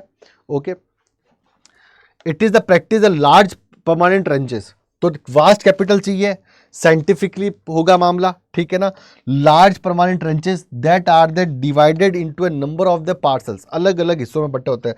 जैसे मैं आपको बताऊं, यहाँ पर देखो ये एक हिस्सा बटा हुआ है, यहाँ पर ये एक पार्ट है, यहाँ पर ये दो पार्ट है, इससे अलग अलग हिस्सों में रखता है। इसकी एक वजह है कि कोई बीमारी फैले तो सब जानवरों में ना फैल जाए, इसलिए ना अलग अलग पार्सल अलग अलग हिस्सों में रखते हैं और उम्र के हिसाब से इनको बांट देते हैं कि ये इस एज का है, ये इस एज का है, ये इस एज का है, ठीक है ना। ओके, क्योंकि अलग अलग तरह की मीट की जो है मार्केट में डिमांड होती है। ओके, चलें भाई, आ जाएं आगे। हाँ, चलें। The number of animal in the posture are kept according to the carrying capacity of the posture. When the grass in the one posture is eaten, animal are moved another parcel. तो अलग अलग छोटे छोटे खेत बना, एक बड़ा खेत है, ठीक है ना, जैसे बताऊँ, एक ये बहुत बड़ा रेंज है, इस रेंज में अलग अलग पार्ट्स बना रखे हैं आपने। यहाँ हुई तो फिर इनको यहाँ शिफ्ट कर दिया, यहाँ हुई तो यहाँ शिफ्ट कर दिया, यहाँ हुई यहाँ शिफ्ट कर दिया, और जब वो शिफ्ट करेंगे तो दूसरा खेत खाली रहेगा, तो उसके अंदर जो है वापस ग्रास जो है वो ग्रो करने शुरू कर देगी, उग जाएगी। When the grass is one portion is eaten, the animal move the another parcel. The scientific method such as the breeding, genetic improvement, disease control, health care of animal are used to improve the production. तो breeding करवाई जाती है अच्छी खासी, है ना, cross breeding कराते हैं, अच्छी ब्रीड्स का क्रॉस कराते हैं, तो जो बच्चा होता है वो बहुत बढ़िया होता है। जेनेटिक इंप्रूवमेंट करते हैं जिससे अच्छा मांस हो, ठीक है ना। डिजीज कंट्रोल करते हैं, बाकायदा वैक्सीनेशन वगैरह होता है। वेटनरी डॉक्टर होता है, वेटनरी डॉक्टर मतलब जो जानवरों का डॉक्टर होता है उसे वेटनरी डॉक्टर जो है वो कहा जाता है, ठीक है ना। क्या कहते हैं? वेटनरी डॉक्टर कहते हैं, ठीक है ना। Okay, it practiced in the New Zealand, Australia, Argentina, Uruguay and USA. For example, the reindeer rearing in the Alaska region of USA by the Eskimos, who won on the 2/3 reserve of the reindeers. ठीक है ना, रखते हैं Eskimos और वहाँ करते हैं, ठीक है, और कमर्शियली कर रहे हैं अब तो, ठीक है। तो अगर हम इसकी बात करें तो कहाँ कहाँ हो रहा है ये अगर हम बात कर लें तो ये जो है वो ऑस्ट्रेलिया के अंदर हो रहा है, ये जो है वो न्यूजीलैंड में हो रहा है, इसे ओशनिशिया कहते हैं। साथ में ये जो है वो अर्जेंटीना में हो रहा है, ये जो है वो उरुग्वे में हो रहा है, ठीक है ना। ये जो है वो यूएसए में हो रहा है, अलास्का यूएसए का ही पार्ट है, ठीक है ना, यहाँ हो रहा है। इन एरियाज़ के अंदर जो है कमर्शियल लाइव स्टॉक रेयरिंग हो रही है बड़े स्तर पर, ठीक है ना, बड़े लेवल पर हो रहा है ये काम यहाँ पर, ठीक है। चले भाई, अब हम बात करते हैं, अभी तक हमने जो बात की वो हमने बात की हंटिंग की, हमने बात की गैदरिंग की, हमने पेस्टोरल एक्टिविटीज़ के बारे में बात की, नॉमेडिक हार्डिंग की बात की, कमर्शियल लाइव स्टॉक रेयरिंग, मतलब हंटिंग से हम चले और हम कमर्शियल लाइव स्टॉक रेयरिंग तक पहुंच गए कि अब हम शिकार करके जानवर नहीं खा रहे हैं, अब हम बाकायदा जानवरों को पैदा करके उनको पैदा इसलिए किया जा रहा है क्योंकि उनको मीट खाना है, उस स्तर पर हम पहुंच गए। तो ये पूरी पूरी प्राइमरी एक्टिविटी की एक चेन थी जो फॉरेस्ट, जो एनिमल फॉरेस्ट और उनकी रेयरिंग से जुड़ी हुई थी। अब हम बात कर रहे हैं एग्रीकल्चर की, एक पूरा का पूरा एग्रीकल्चर चार्ट, ठीक है ना। इसके अंदर हम अलग अलग तरह के एग्रीकल्चर कर रहे हैं और इसमें भी हम प्राइमेटिव सोसाइटी से आज से 5000 साल से लेके और अभी मॉडर्न सोसाइटी किस तरह का एग्रीकल्चर कर रही है उसको समझेंगे। अब मुझे लगता है कि एग्रीकल्चर का मतलब तो आप जानते ही होंगे, ठीक है ना। इस क्लास का जो पीडीएफ है आपको वो CUT अड्डा 24/7 के टेलीग्राम चैनल पे आपको मिल जाएगा। साथ में जो वन शॉट की जो सीरीज है इसका जो लिंक है डिस्क्रिप्शन में दे रखा है, आपको पूरी पूरी प्लेलिस्ट मिल जाएगी। साथ ही के अंदर अगर मैं बातचीत कर लूँ तो अड्डा 24/7 का ऐप जो है आप डाउनलोड करें, ठीक है ना, और वहाँ पर जो है वो CUT UG चूज़ करें। हमारे पास आपके लिए जो है वो बैचेस की भरमार है, सबसे इंपॉर्टेंट बात है, ठीक है। समर्थ है हमारे पास में 2.0 जो CUT प्लस बोर्ड की आपको तैयारी करवा रहा है। साथ में मेरा ईमेल एड्रेस भी मैंने आपको जो है वो दे रखा है, तो आप जो जुड़ के पढ़ सकते हैं मुझसे। तो एग्रीकल्चर की बात कर लेते हैं, ठीक है। शुरुआत के अंदर इंसान ने जब एग्रीकल्चर करना शुरू किया, ठीक है, तो प्राइमेटिव सोसाइटी ने जो एग्रीकल्चर शुरू की उसने क्या किया, उसने जो है वो अपने जीवन को जीने के लिए सब्सटेंस एग्रीकल्चर तभी तो कहते हैं उसको, क्योंकि अपना जीवन निर्वाह करने के लिए, ठीक है ना, अपना जीवन जो है वो निर्वाह करने के लिए, अपने जीवन को जीने के लिए, मतलब केवल इतना ही प्रोडक्शन किया जितना कि उसकी जरूरत है, मतलब प्रोड्यूसर ही कंज्यूमर है इन सिंपल वे, ठीक है ना। प्रोड्यूसर ही क्या है? कंज्यूमर है इन सिंपल। तो प्राइमेटिव सब्सटेंस एग्रीकल्चर की जिसे शिफ्टिंग कल्टीवेशन या स्लैश एंड बर्न एग्रीकल्चर कहते हैं। इंटेंसिव सब्सटेंस एग्रीकल्चर की ये भी 2 टाइप की थी, wet paddy and crop other than paddy. इसको समझो। प्राइमेटिव सब्सटेंस एग्रीकल्चर क्या थी? शुरुआत का जो मानव था, जब सोसाइटी बनने शुरू हुई और लोगों ने खेती करने के बारे में मालूम चला, ठीक है ना, लगभग आज से 12,000 साल पहले जो है हमारे पास में खेती के सबूत है, ठीक है ना, 12,000 साल पहले खेती होती थी, ठीक है ना। कुछ बुक्स में 8,000 साल है, कुछ 6,000 साल है, लेकिन हमारे कॉमन पकड़ते हैं। तो कैसे खेती करते थे ये जो लोग थे, ये प्राइमेटिव सोसाइटी के जो लोग थे, ये जंगल जलाते थे। ये आज भी होता है वैसे, कुछ सोसाइटीज़ में आज भी कर रहे हैं, जितने भी माउंटेन्स एरियाज हैं, हिली एरियाज हैं नॉर्थ ईस्ट के अंदर, वहाँ पर होता है अभी भी, लेकिन बहुत कम होने लग गया अब, क्योंकि अब तो जो एनवायरमेंटल एक्ट है 1986, वाइल्ड लाइफ कंजर्वेशन एक्ट है 1972, तो अब जंगल जलाने की इजाज़त नहीं है, लेकिन पहले होता था। तो छोटा एक जंगल जलाया, जंगल जलाने के बाद जैसे मैं आपको समझाता हूँ, यहाँ पर एक अच्छा सा आपको जो है वो मिल जाएगा। यहाँ पर ये देखो, यहाँ एक जंगल जलाया आपने, समझ में आ गई बात। अब जब जंगल जला लिया आपने, जंगल जल गया यहाँ से, आपने जंगल जलाया, उसके बाद में 2, 2.5, 3 बीघा का ये खेत आपने बना लिया, ये खेत आपने बना लिया इस तरीके से, ठीक है ना। इस खेत में आप अब फसल उगाएंगे। तो जंगल जलाया, स्लैश एंड बर्न इसलिए बोल रहे हैं, क्या बोल रहे हैं? स्लैश एंड बर्न इसको इसीलिए बोल रहे हैं, ठीक है ना, कि आपने जंगल जलाया और खेत बनाया। अब आपने गेहूं, मक्का, जौ ये इसको उगाना यहाँ पे शुरू कर दिया, चावल, ठीक है। और आपने कब तक उगाया यहाँ पे? जब तक इस जमीन की फर्टिलिटी बनी रही। तो आपने जंगल जलाया अपनी जरूरत के हिसाब से, आपने यहाँ पे खेती की, और ये राख जो दिख रही है आपको, ये ऐश जो दिख रही है आपको चारों तरफ, इसको आपने जो है फर्टिलाइजर के तौर पर इस्तेमाल कर लिया इसमें। अब इस तरह की ज़मीन पे खेती जो है वो 2.5-3 साल तक होती है, क्योंकि उस समय प्राइमेटिव सोसाइटी के अंदर फर्टिलाइजर्स तो होते नहीं थे। तो होता क्या था कि टाइम से, समय के साथ जो है वो ज़मीन की जो कैपेसिटी जो है फर्टिलाइजर की वो कम होती जाती थी, और सॉइल जो है उसकी फर्टिलिटी कम होती जाती थी, जिससे कि प्रोडक्शन कम होता था। फिर ये क्या करते हैं, फिर ये यहाँ से गए और इधर गए, इधर फिर उन्होंने इस जंगल को जलाया और फिर यहाँ पर खेत बना लिया। इसलिए इसे स्लैश एंड बर्न करें, शिफ्टिंग एग्रीकल्चर कह रहे हैं कि 2.5-3 साल तक इस खेत में खेती की, फिर वहाँ खेती करने लग गए। इसलिए इसे क्या कह रहे हैं, शिफ्टिंग एग्रीकल्चर कह रहे हैं, स्लैश एंड बर्न कर रहे हैं। लेकिन बाद की सोसाइटी जो थी थोड़ा और इंप्रूव की, तो बाद की सोसाइटी ने छोटे इलाकों के अंदर बिना जंगल जलाए खेती करना शुरू किया, जिसे इंटेंसिव सब्सटेंस एग्रीकल्चर कहा गया। ये एग्रीकल्चर चावल के साथ भी की गई और अलग अलग क्लाइमेटिक कंडीशंस में मक्के के साथ की गई, गेहूं के साथ की गई, सरसों के साथ की गई, जवार बाजरा के साथ की गई। ठीक है, चलो भाई, ये समझ गए होंगे आप, ये जो बात समझाई मैंने। तो इसे शिफ्टिंग एग्रीकल्चर भी कहते हैं, स्लैश एंड बर्न भी कहते हैं। और ये दो तरह की होती है। इंटेंसिव सब्सटेंस एग्रीकल्चर जो है दो तरह की होती है, एक तो होती है चावल की खेती और एक होती है चावल के अलावा अलग अलग क्लाइमेटिक कंडीशंस में। हर जगह चावल की खेती थोड़ा कर सकते हो, जैसी जहाँ क्लाइमेटिक कंडीशन है वैसी वहाँ एग्रीकल्चर होगी। तो कहीं वीट उगता है, तो कहीं बार्ले उगता है, तो कहीं मेज उगता है, तो कहीं बाजरा, कहीं ज्वार, ठीक है ना, कहीं सोयाबीन। चले भाई, साथ में एग्रीकल्चर के अंदर हम इन सब फॉर्म्स को पढ़ेंगे, plantation agriculture, extensive grain commercial agriculture, mixed farming, dairy farming and Mediterranean agriculture. ठीक है, एंड मार्केट गार्डनिंग, हॉर्टिकल्चर में truck farming and the factory farming, इसको भी हम देखेंगे। ठीक है, ये सब फार्मिंग के टाइप है। अब सबसे पहले जो हम एग्रीकल्चर की बात करेंगे यहाँ पर, वो शुरू करते हैं हम पढ़ना एग्रीकल्चर को। ठीक है ना, अब तक तो समझा दिया मैंने आपको। अब agriculture is the president under the multiple combination of the physical and social economic condition which give a rise of the different type of the agriculture system. ठीक है, एग्रीकल्चर असल में डिपेंड करती है कि आपका फिजिकल एनवायरमेंट क्या है, आपका सोशल इकोनॉमिक एनवायरमेंट क्या है, किस तरह की आपकी कंडीशन है। हम जो यहाँ पे खाना खाते हैं, राजस्थान में जो बंदा खाना खाता है गेहूं की रोटी ज़्यादा खाता है, लेकिन बंगाल का आदमी वही चावल खाता है। इस तरह जापान की फूड हैबिट अलग है, रशिया की फूड हैबिट अलग है, मानते ही नहीं मानते, तमिलनाडु वाले व्यक्ति की फूड हैबिट अलग है, लैटिन अमेरिका की फूड हैबिट अलग है। तो जैसी जहाँ फूड हैबिट्स हैं, और ये फूड हैबिट डिसाइड करती है आपकी ज्योग्राफी, आपकी क्लाइमेटिक कंडीशंस। तो जैसी क्लाइमेटिक कंडीशन होगी वैसी एग्रीकल्चर होगी, और जैसी एग्रीकल्चर होगी वैसी फूड हैबिट होगी। ठीक है, okay. The based on the method of farming, the different type of the crops are the growing and livestock are raised. The following are the main agriculture systems. ठीक है, तो सबसे subsistence agriculture. In this type of the farming, nearly all production consumed by the producer. Subsistence agriculture का मतलब ये खुद को जिंदा रखने के लिए बस केवल इतना ही ग्रो करो, इतना ही उगाओ जिससे कि खुद का जीवन चल सके। मतलब प्रोड्यूसर ही कंज्यूमर है, मार्केट में नहीं बेच रहा, ये खुद का जीवन चला रहा है, बस इतना ही पैदा कर रहा है जिससे खा सके खुद। The local people, thus the producer themselves become a consumer. It's divided into two categories, the primitive substance agriculture and the intensive substance agriculture. दो पार्ट में बांट रहे हैं इसको, primitive substance agriculture and intensive substance agriculture. Primitive substance agriculture आपकी slash and burn जो कि मैंने आपको समझाया, और इंटेंसिव सब्सटेंस एग्रीकल्चर जो है उसमें कुछ खेत जला नहीं रहे, किसी को जंगल को नहीं जला रहे, यहाँ पर केवल अपन खेती कर रहे हैं चावल के साथ और बिना चावल के। ठीक है ना, मतलब गेहूं वगैरह उगा के। The primitive subsistence agriculture. In this type of the farming, the vegetation is usually cleared the fire and the ashes, added to the fertility to the soil. है ना भाई, जंगल जलाएंगे तो राख हो जाएगी पेड़ों की, और उस राख को हम फर्टिलाइजर के तौर पर जो है इस्तेमाल कर लेंगे, जिससे कि फर्टिलिटी बढ़ जाएगी सॉइल की।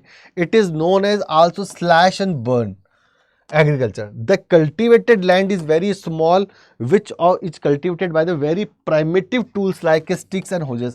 अब बड़े बड़े कल्टिवेटर्स तो थे ही नहीं, बड़े बड़े ट्रैक्टर्स तो थे ही नहीं, तो लकड़ी का ही हल थे। ठीक है ना, खुरपियाँ थी, उनसे ही जो है खेती कर रही स्टिक एंड हॉजेस से। After 3 to 5 years when the soil lost its fertility, the farmer shift another patch of land and clear then. ठीक है ना, और फिर वापस खेत उगा लेंगे शिफ्ट करके। ठीक है, due to this region it's also known as a shifting agriculture या शिफ्टिंग कल्टीवेशन। शिफ्ट कर रहे हैं ना, हर 3-4 साल में खेत खाली करके दूसरी जगह जाके जंगल जला रहे हैं और फिर उसको ग्रो कर रहे हैं। क्योंकि ऐसा क्यों कर रहे हैं, क्योंकि सॉइल की फर्टिलिटी एक रेट होता है वो कम हो जाता है। आज के टाइम में तो ऐसा नहीं होता। क्यों नहीं होता, क्योंकि अब बहुत सारे फर्टिलाइजर्स के ऑप्शन है, यूरिया है, ये है, रॉक फॉस्फेट है, जिप्सम है, कई तरह के फर्टिलाइजर मार्केट में मिलते हैं।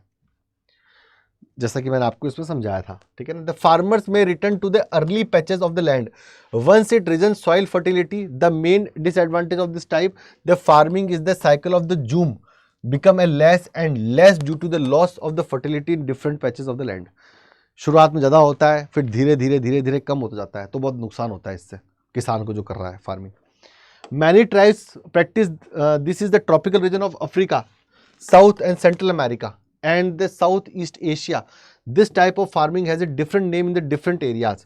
Zooming in the northeastern state of the India, Milpa in Central America, Mexico, Ladakh in Indonesia and Malaysia. तो अगर आपको मैं नक्शे पे इसको समझाऊं तो हम कर सकते हैं, ये नॉर्थ ईस्ट का पार्ट है, यहाँ पर जूमिंग कहता है। यहाँ पर क्या कह रहे हैं इस एग्रीकल्चर को, जूमिंग शिफ्टिंग एग्रीकल्चर को, ठीक है ना। इंडोनेशिया और मलेशिया की अगर बात कर रहे हैं तो यहाँ पर क्या कह रहे हैं, लद्दाख कह रहा है। क्या कह रहे हैं, लद्दाख कह रहे हैं, ठीक है ना। यहां पर सेंट्रल अमेरिका की अगर बात कर लूं तो यहां पर हम क्या कह रहे हैं, इसको मिल्पा, इसको हम क्या कह रहे हैं, मिल्पा कह रहे हैं, ठीक है ना। साथ में अगर हम और ज्यादा बात करें तो वियतनाम जो है वहां पे इसे रे कहते हैं, श्रीलंका में इसे चेना कहते हैं, ठीक है ना। वेस्टर्न घाट इंडिया में इसे कुमारी कहते हैं, ठीक है। ओके, अलग अलग जगह पे अलग अलग नाम है, like milpa in central America in Mexico, zooming in north east आपके इंडिया, और लद्दाख इंडोनेशिया मलेशिया, रे इन वियतनाम, और आपके जो है वो चेना in Sri Lanka and Ray, chena in Sri Lanka in Kumari in western Ghats in India, ठीक है। तो अलग अलग शिफ्टिंग एग्रीकल्चर के अलग अलग जगह अलग अलग नाम है, साथ में स्लैश एंड बर्न भी कर रहे हैं। ये क्वेश्चन पूछता और बहुत बार पूछा गया है। अब बात करते हैं इंटेंसिव सब्सटेंस एग्रीकल्चर की। ये थोड़ा सा इससे इंप्रूवमेंट हुआ, प्राइमेटिव सोसाइटी थोड़ी इंप्रूवमेंट किया और इस तरह की एग्रीकल्चर शुरू करने की, इसके अंदर उसका प्रोडक्शन थोड़ा ज़्यादा हो रहा है, बस इतना ही फर्क है।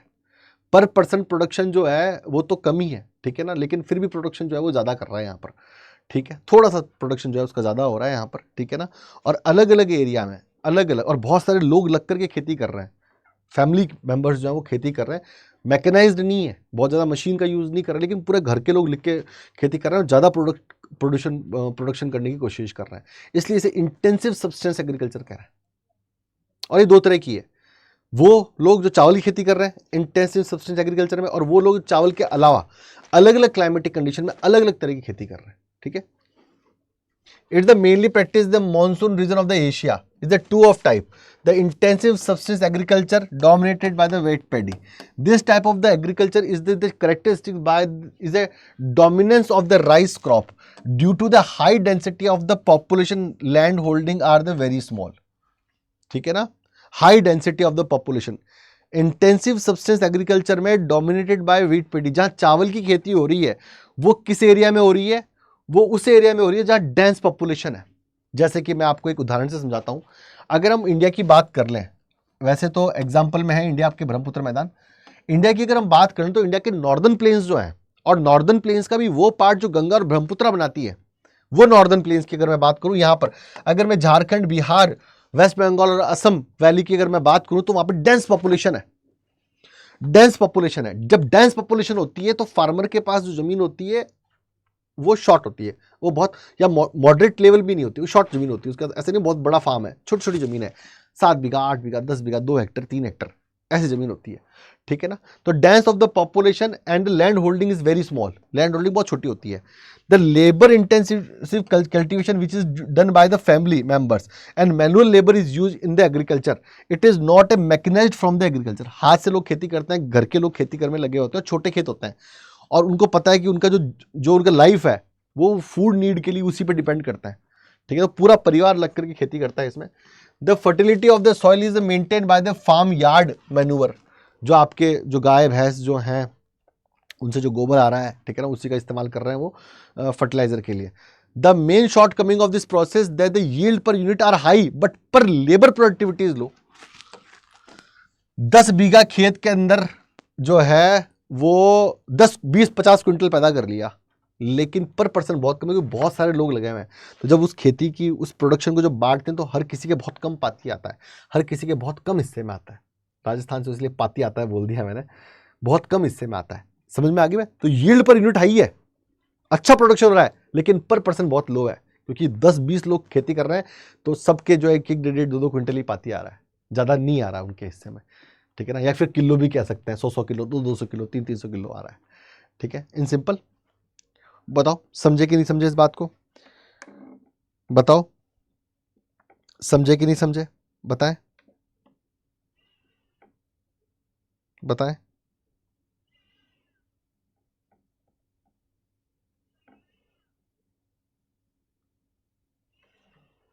ठीक है, चले भाई, इसलिए कह रहा हूँ yield per unit are very high, 3 quintal, 4 quintal, 10 quintal हो गया, लेकिन पर पर्सन इज वेरी लो, बहुत कम कम हिस्से में आ रहा है, ठीक है। अब intensive substance agriculture other than the paddy, अब कहीं हर जगह चावल तो नहीं उग सकता ना, कहीं अब राजस्थान में अगर जयपुर की तरफ या नॉर्थ ईस्ट राजस्थान के अंदर अगर खेती करेंगे हम लोग तो चावल ही करेंगे, पंजाब में करेंगे, हरियाणा में पंजाब चावल की क्या गेहूँ की करेंगे, पंजाब हरियाणा के अंदर भी गेहूँ करेंगे, बारले करेंगे, ठीक है ना, अलग अलग जगहों पर अलग अलग होगी है, ठीक है। The type of the agriculture is dominated by the crop other than the pedi, it is the suitable for the grow pedi in the many parts of the monsoon, ठीक है ना, हर जगह सुटेबल नहीं है चावल होना। Asia due to the number of the geographical factors like a climate and relief and soil, climate मतलब मौसम कैसा है, रिलीफ मतलब टाइप ऑफ लैंडफॉर्म, माउंटेन्स हैं, हिल्स हैं, प्लेटू है, प्लेन है, डेजर्ट है, ठीक है। एंड सॉइल, सॉइल कैसी है, अलुवियल सॉइल है, ठीक है ना, ब्लैक सॉइल है, लेटराइट सॉइल है, ठीक है ना, रेड एंड येलो सॉइल है, तो डिपेंड करेगा इस पर, ठीक है ना, ये तीनों इंपॉर्टेंट है। The different crop like a wheat, soybean, barley and sorghum are grown in the northern China, ठीक है ना, वीट हो रही है sorghum Manchuria, North Korea and northern Japan में हो रहा है, तो अलग अलग जगह पे अलग अलग चीजें उगाई जा रही हैं इंटेंसिव सब्सटेंस एग्रीकल्चर में, according to climate, according to terrain and according to soil, ठीक है। चलें भाई, then India western part of the Indo Gangetic plain, जैसा कि मैंने आपको बताया, plain the important area where the wheat crops in the grow, है ना, इंडो गंगेटिक जो प्लेन है, ठीक है ना, अगर यूपी और वेस्टर्न यूपी की अगर मैं बात कर लूँ पूरा का पूरा तो वीट उग रहा है, और अगर मैं उससे आगे निकल जाऊँ बिहार और बंगाल की तरफ चला जाऊँ तो फिर गंगा ब्रह्मपुत्र के अंदर जो है वो चावल उग रहा है, ठीक है। The dry part of the western and southern India, western part Rajasthan and southern Indian Vidarbha Maharashtra part, for the millet irrigation system is often use in A type of the agriculture, तो वहाँ पर मिलेट्स उगाया जा रहा है, मोटे ना, ज्वार, बाजरा, ठीक है ना, ये उगाए जा रहे हैं और इसके लिए इरिगेशन किया जा रहा है।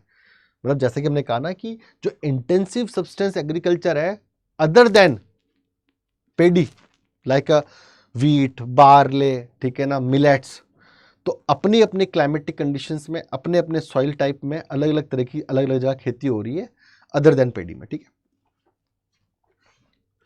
द प्लांटेशन एग्रीकल्चर, अब प्लांटेशन एग्रीकल्चर क्या है, सबसे इंपॉर्टेंट ये प्लांटेशन एग्रीकल्चर है। प्लांटेशन एग्रीकल्चर की अगर हम बात करें तो पूरी दुनिया में प्लांटेशन एग्रीकल्चर को जो प्रमोट किया, वो प्लांटेशन एग्रीकल्चर को प्रमोट करने में यूरोपियंस का बहुत बड़ा हाथ था। प्लांटेशन एग्रीकल्चर के अंदर अगर हम एग्जांपल्स की बात कर लें तो इसमें टी है, इसके अंदर कॉफ़ी है, बनाना है, अनानास है, शुगर केन है, रबड़ है और कोको है। यह प्लांटेशन एग्रीकल्चर इकोनॉमिकल रीजन से की गई थी और अपनी कॉलोनीज को एक्सप्लॉइट करने के लिए की गई थी, ठीक है। और इसकी शुरुआत यूरोपियंस ने की, इसमें ब्रिटिशर्स थे, डच थे, फ्रेंच थे, स्पेनिश थे, साथ में अमेरिकन भी थे, ठीक है ना, जिन्होंने Malaysia, Indonesia, Philippines, India, Sri Lanka, West Indies में अलग अलग जो है वो प्लांटेशन एग्रीकल्चर को प्रमोट किया फॉर इकोनॉमिकल रीजन, मतलब पैसा कमाने के लिए इन सिंपल वे, ठीक है ना। चले भाई, ये चाय का एक खेत है दार्जिलिंग वैली, असल में चाय का जो अपना इंडिजिनस नहीं है चाय का, है ना, चाय जो है वहाँ कहाँ से आई है, चाइना से आई इंडिया में, ठीक है ना। चाय और कॉफ़ी दोनों इंडिजिनस नहीं है, कॉफ़ी आई बाबूदान हिल्स में आई सबसे पहले कॉफ़ी कर्नाटका के अंदर, और Karnataka rank first in coffee production in India like arabica, robusta and liberica, ठीक है ना। साथ में तंबाकू की अगर हम बात कर लें, तंबाकू is not A plantation agriculture, तंबाकू की बात कर लें तो वो भी पोर्चुगीज़ लेके आए थे इंडिया में, ठीक है। चले भाई आगे पढ़ लेते हैं। यहाँ पे plantation agriculture, this type of the agriculture system was introduce by the European, it was started those colonial which were the stated in tropical areas, all over the tropical area, ठीक है। It is mainly profit oriented large scale production system. The main characteristics of this systems are the crops which is growing in the plantation are is crash crop। सबसे पहली बात तो क्या है, crash crop होगी, एक ही फसल उगेगी, बहुत बड़े लार्ज जो है वो एस्टेट होंगे, इनके जो खेत हैं फार्म्स को एस्टेट बोलते हैं, तो लार्ज एस्टेट होंगे, कैपिटल बहुत ज़्यादा लगेगी, चीप लेबर चाहिए, ठीक है ना, और कैश क्रॉप सिस्टम है, और एक टाइम में एक ही क्रॉप ले सकते हो। ऐसा नहीं है कि जैसे सरसों और गेहूँ उगाते हैं ना, अपन सरसों उगा ली फिर गेहूँ उगा लिया, ऐसे नहीं चलता है इसके अंदर, ठीक है ना, या जिसमें सरसों और खेत में गेहूँ उगा था उसी में बाद में बाजरा उगा लिया। यहाँ पे तो अगर टी स्टेट है तो टी उगेगी, कॉफ़ी स्टेट है तो केवल कॉफ़ी उगेगी, ठीक है ना, एक ही तरह की जो है वो फसल उगेगी। This include the tea, coffee, cocoa, rubber, cotton, oil palm, banana, sugar cane and the pineapples. The estate of the plantation are the large and the capital invested in the themselves use. The marginal and the technical support is the provided. तो देखो large farms चाहिए जिन्हें estate बोलेंगे, capital पैसा बहुत चाहिए, ठीक है ना, साथ में एक टाइम में एक ही होगी खेती, ठीक है ना, साथ में अगर हम बात कर लें यहाँ पर तो यहाँ पर टेक्नोलॉजी भी चाहिए, स्पेशलाइजेशन भी चाहिए, चीप लेबर भी चाहिए, ट्रांसपोर्ट कम्युनिकेशन भी चाहिए, तो महंगा काम है इसको करना, ठीक है। By the scientific method the general there is a single crop specialisation, ये क्वेश्चन बहुत बार हो गया, सिंगल क्रॉप स्पेशलाइजेशन, एक बारी में एक ही क्रॉप, ठीक है ना। The cheap labour and the good transportation system which is the state to the link the state to the factories and market to the export the produce essential. तो transportation चाहिए, communications अच्छे चाहिए, ठीक है ना, साथ के अंदर ही साइंटिफिक खेती चाहिए, चीप लेबर चाहिए, लार्ज फार्म चाहिए, कैपिटल इंटेंसिव चाहिए, और सिंगल क्रॉप सिस्टम है, ये पूछता है एग्जाम में। नेक्स्ट, ठीक है। अब the French the establishment of cocoa and coffee plantation in West Africa, इसको मैपिंग पे भी कर लेंगे।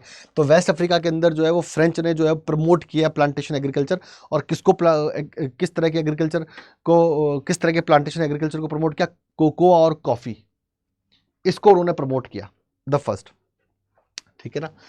अगर द ब्रिटिशर्स की बात करें, they are establish the large tea gardens in India and Sri Lanka and the tea plantation were cultivated on the slope of hills.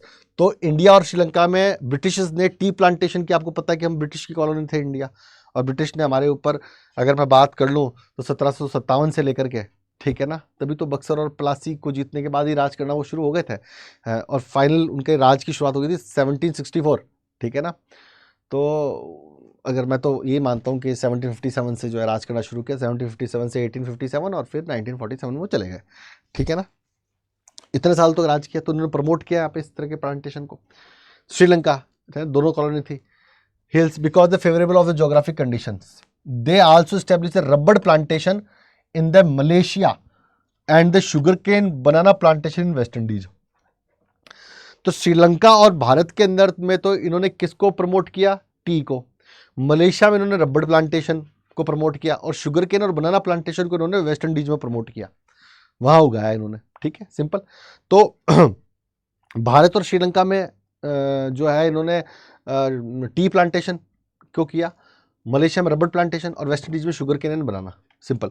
The Spanish and American they set up the coconut and sugar cane plantation Philippines, ठीक है ना, the set up coconut और sugar cane की जो plantation है वो उन्होंने Philippines में किए।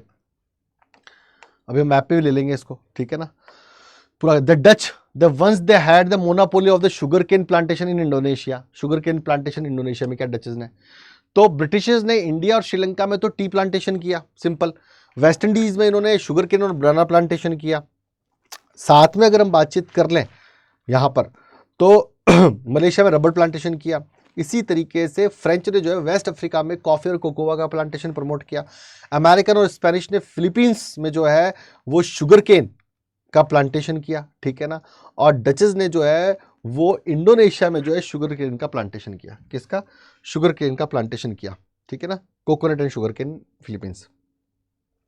तो देख लेते हैं, तो बात कर ले इंडिया और श्रीलंका में, इंडिया और श्रीलंका के अंदर, इंडिया एंड श्रीलंका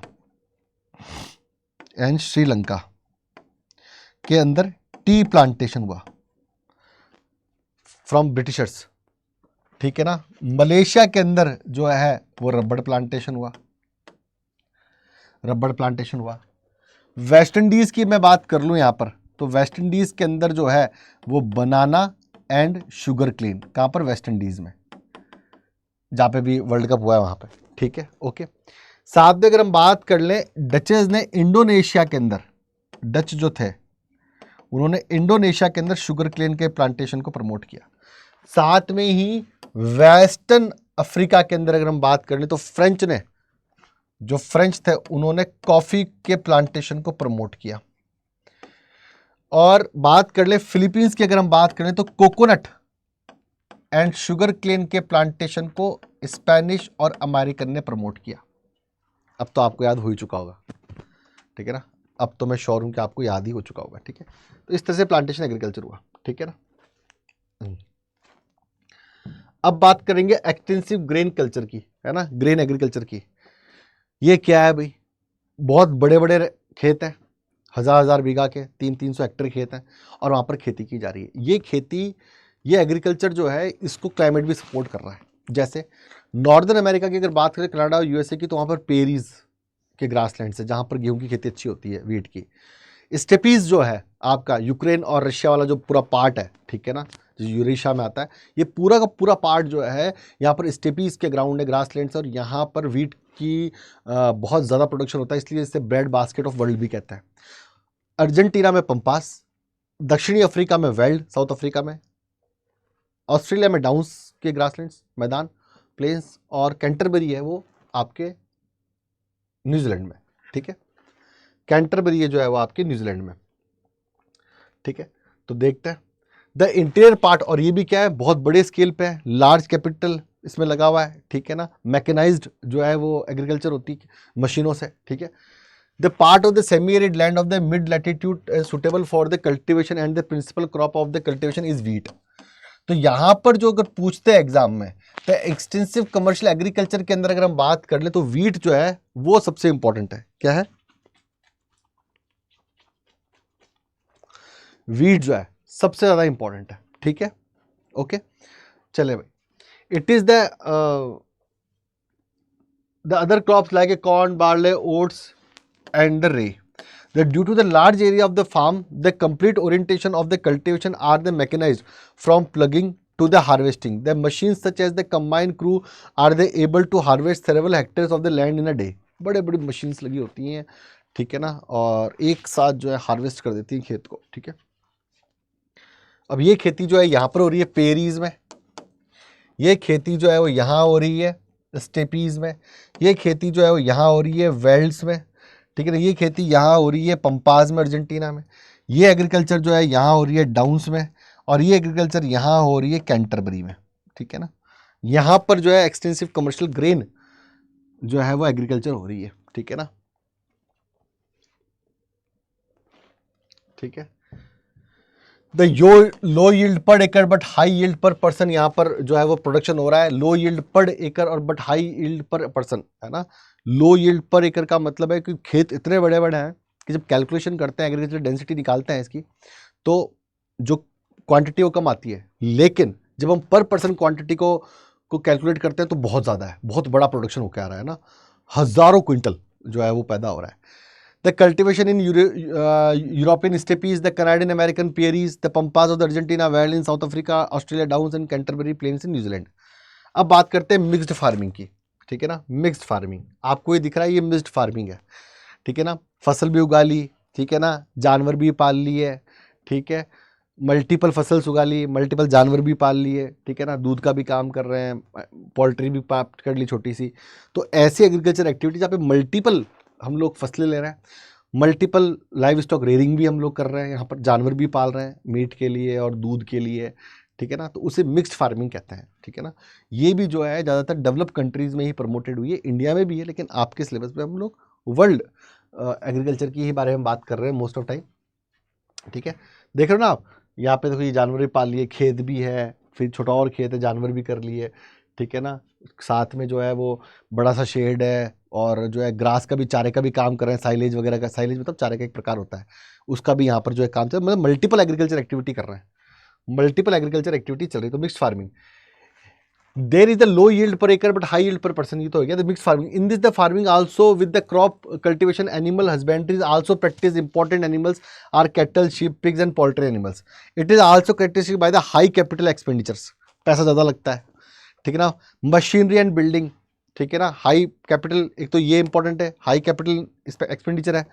फिर मशीनरी का इस्तेमाल हो रहा है, जैसा कि उसमें अभी दिखाया चित्र मैंने आपको ग्राफ में, बिल्डिंग द केमिकल फर्टिलाइजर्स, ठीक है ना, एंड ग्रीन मैन्यूअर, ठीक है, and use the extensive in the farms, the farming also need skills and expertise of the farmers, है ना, सबके बारे में जानकारी होनी चाहिए उसको, ठीक है ना।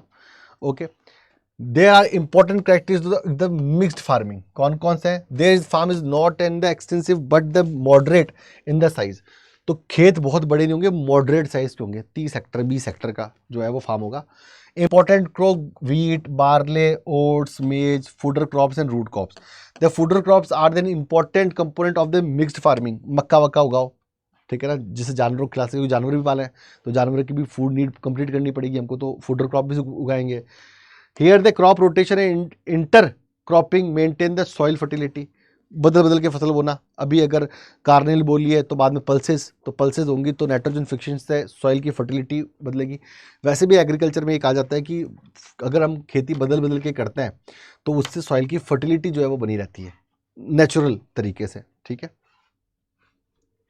The important region where the mixed farming is the practice are the highly developed part of the world, northwestern Europe, eastern North America, part of the Eurasia and temperate latitude और southern continents, ठीक है ना, उसमें ये खेती की जाती है, ठीक है। ओके, तो वेस्टर्न यूरोप की बात करते हैं, western Europe, north eastern USA, ठीक है ना, southern part of the continents, ठीक है ना, इन सब में जो है ये खेती की जाती है, इस तरह की फार्मिंग। अब बात करते हैं डेयरी फार्मिंग की, ठीक है ना, कि डेयरी फार्मिंग क्या होता है, ठीक है ना, कमर्शियली, ठीक है ना, बहुत बड़े रेंचेस में स्पेशलाइज तरीके से, टेक्निकल तरीके से डिजीज को कंट्रोल करके, अच्छी ब्रीड के साथ में बड़ा पैसा खर्च करके यहाँ पर जो है वो डेयरी फार्मिंग की जाती है। न्यूजीलैंड, ऑस्ट्रेलिया की बात करेंगे हम लोग, अमेरिका की बात करेंगे, यूरोप की बात करें, डेनमार्क बहुत इंपॉर्टेंट है इसमें, ठीक है ना, उस तरह की फार्मिंग को डेयरी फार्मिंग कहते हैं। और डेयरी फार्मिंग की सबसे बड़ी बात है कि इसमें कभी ऑफ सीजन नहीं होता, क्योंकि दूध तो पूरे साल भर चाहिए, ठीक है ना। और डेयरी फार्मिंग असल में उन एरियाज में की जाती है जो अर्बन और इंडस्ट्रियल सेंटर्स के पास होते हैं, क्योंकि अर्बन और इंडस्ट्रियल सेक्टर में दूध की मांग होती है या डेयरी प्रोडक्ट्स की मांग होती है, तो उनको फुलफिल करने के लिए डेयरी फार्मिंग जो है वो इंडस्ट्रियल या अर्बन सेंटर्स के नज़दीक होती है। कैपिटल ज़्यादा, पैसा ज़्यादा लगता है, लार्ज फार्म्स भी होते हैं, ठीक है ना, और अच्छा खासा इन्वेस्टमेंट चाहिए, और टेक्नोलॉजिकली बड़े साउंड होना चाहिए सिस्टम पूरा। देख रहे हो ना आप, गाय का दूध जो है वो सीधा किससे निकल रहा है, पूरी गायों का दूध बिना हाथ लगाए बिल्कुल साफ सुथरा पूरा का पूरा दूध जो है वो निकल रहा है मशीनों से, ठीक है ना। दूध के लिए होती है डेयरी फार्मिंग, ठीक है ना, किसके लिए होती है, दूध के लिए होती है dairy farming. Dairy farming, this type of the farming is the most moderate and efficient type of the rearing of the milk animals, दूध देने वाले मिल्क, मतलब it is a highly capital intensive, big investment are the required in this farming, जैसे कि बता चुका हूं मैं। The animal shed, storage facilities, fodder मतलब चारा जो है, grass, the feeding and milching machines which making this A costly activity, the cattle breeding, health care, veterinary services, जो जानवरों का डॉक्टर होता है उसे वेटनरी डॉक्टर कहते हैं, ठीक है। The given the more attention in this type of the farming, this activity the highly labor intensive and is required the extensive care in the feeding and the mulching for the proximity to the neighborhood market where the demand of the fresh milk and dairy product is high. It is mainly practiced near urban and industrial centers, तो ये urban और industrial sector के नज़दीक इसको लगाया जाता है। The duration of the storage of various dairy product have the increase because the development of the transportation, refrigeration, pressurisation और अदर प्रिवेंशन प्रोसेसेस, ठीक है ना, प्रिजर्वेटिव प्रोसेसेस होते हैं, तो अब स्टोरेज जो है वो बढ़ गया है क्योंकि रेफ्रिजरेटर वाले ट्रक हैं, पॉस्चराइजेशन की जो है टेक्निक है, दूध खराब नहीं होता। They are the important region of the commercial dairy. The north western Europe की बात करें, Denmark, Scandinavian countries, Netherland and all, ठीक है। कनाडा की बात कर लेते हैं सेकंड पे, ठीक है ना, कनाडा की बात कर लेते हैं, and south eastern Australia, New Zealand and Tasmania. तो अगर हम बात करें इसकी, ठीक है ना, तो यहाँ पे अगर बात करें तो Canada is a important region for dairy farming. फिर ये वाला पार्ट, डेनमार्क वगैरह वाला पार्ट, ये इंपॉर्टेंट है। फिर हम बात करें ऑस्ट्रेलिया की, फिर तस्मानिया, ये तस्मानिया है, ऑस्ट्रेलिया के स्टेट है लेकिन ऑस्ट्रेलिया से अलग, से अंडमान निकोबार है वैसे तस्मानिया, और न्यूजीलैंड में डेयरी फार्मिंग होती है। और न्यूजीलैंड में क्या होती है अगर हम बात कर लें तो डेयरी फार्मिंग होती है, ठीक है। चलें भाई, ओके।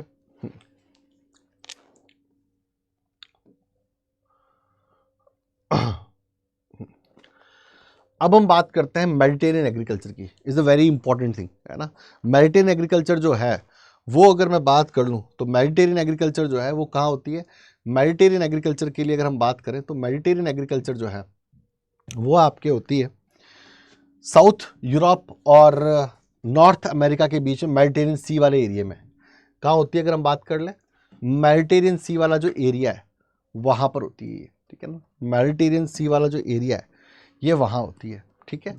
तो अगर हम बात कर लें तो ये यूरोप का ये वाला पार्ट और अफ्रीका का ये वाला पार्ट, ठीक है ना, ये मेडिटेरियन वाला इलाका है, वहाँ पर होती है। और यहाँ पर असल में विटीकल्चर होता है, ग्रेप्स की फार्मिंग होती है, ग्रेप्स का कल्टीवेशन होता है, क्योंकि शराब के लिए, अच्छी शराब के लिए। और अगर लो क्वालिटी का ग्रेप होता है तो उससे फिर जो है वो किशमिश जो है वो बना ली जाती है।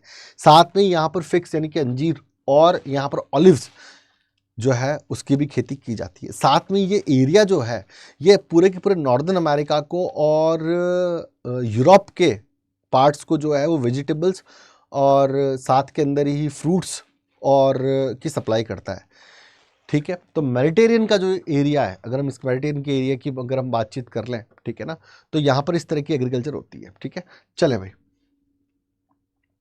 तो Mediterranean agriculture, it is the highly specialised commercial agriculture Mediterranean region in an important supplier of the citrus fruit. This is especially of this region is the viticulture or grape cultivation. The various countries of this region produce the high quality of grape, which are they used to make a best quality of wines of the world with the different flavors. ठीक है ना, France बहुत famous है wines के लिए, ठीक है। This remain the inferior quality of grapes are dried into a rains and currents. Then olives and figs are also grown. In winters, the demand of the fruits and vegetable in the Europe and North America. Winters में Europe और north America में vegetables की demand बहुत बढ़ जाती है, fruit and vegetables की। तो वो फ्रूट और वेजिटेबल्स जो है वो इसी मेडिटेरियन एरिया से जो है वो सप्लाई होता है, ठीक है ना। It is the practice the country the side of the Mediterranean sea in the Europe and the northern Africa from the Tunisia to Atlantic coast, southern California, central Chile, south western part of the south Africa and the south western part of the Australia, ठीक है ना। इन सब parts में जो है Mediterranean type की जो है वो एग्रीकल्चर होती है, ठीक है ना। चले भाई, अब है मार्केट गार्डनिंग एंड हॉर्टिकल्चर। जिस तरह से डेयरी फार्मिंग जो है वो अर्बन और इंडस्ट्रियल सेंटर के नज़दीक थी, वैसे ही मार्केटिंग गार्डनिंग और हॉर्टिकल्चर भी जो है अर्बन और इंडस्ट्रियल सेंटर के नज़दीक होती है। हॉर्टिकल्चर का मतलब होता है मल्टीपल एग्रीकल्चर एक्टिविटी की जाती है, इसमें वेजिटेबल्स भी ग्रो किया जाता है, इस कल्टिवेशन किया जाता है, साथ में इसके अंदर जो है फ्रूट्स का भी कल्टिवेशन किया जाता है, ठीक है ना, और फ्लावर्स का, फूल्स का भी किया जाता है। और इनकी सप्लाई क्योंकि शहरों में हो रही है, अर्बन और इंडस्ट्रियल के अंदर, तो ये जो हॉर्टिकल्चर्स होती है ये छोटे की बहुत लार्ज बड़े नहीं होता है, और ये अर्बन सेंटर्स के नज़दीक होते हैं, क्योंकि डिमांड जो है मार्केट बेस जो है प्रोडक्शन उसमें होता है और वहाँ इसकी सप्लाई होती है। It is the specialized from the agriculture where the high value of crops such as the vegetables, fruits and flowers are grown mainly for the urban centers. The generally farms are the small in the size. ठीक है ना, small होंगे। Moderate किस में होंगे, mix farming में, ध्यान रखना मॉडरेट होंगे। These are the located near such urban centers where there is the good connectivity due to the transportation high demand due to the high income group consumers. बहुत high demand रहती है fruits की, vegetables की, शहरों के अंदर high demand है, high income group रहता है, इसलिए सप्लाई भी चाहिए भाई। डिमांड एंड सप्लाई, मांग और आपूर्ति, इकोनॉमी का एक बहुत इंपॉर्टेंट रूल है। Is required the irrigation, high level of the seeds, HVY, high yield variety seeds चाहिए, fertilisers, insecticides, greenhouse and the artificial heating and the colder, artificial heating चाहिए cold region में। तो बड़े बड़े जो है वो ग्रीन हाउस बना करके जो है बंद कमरे बना करके उनमें खेती की जाती है, ठीक है ना, सप्लाई के लिए। This type of the agriculture furnishes a densely populated industrial area, northwest Europe, northeastern United States, America, and the Mediterranean region. The Netherlands specialize in the growing the flowers, horticulture crops, especially the tulip. tulip फूल होते हैं tulip के, उनको जो है यहाँ पर grow किया जाता है, ठीक है।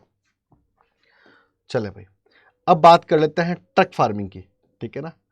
किसकी बात कर लेते हैं, बात कर लेते हैं किसकी, ट्रक फार्मिंग की, ठीक है ना। दो तरह की ट्रक फार्मिंग और फैक्ट्री फार्मिंग, ये दो है भाई।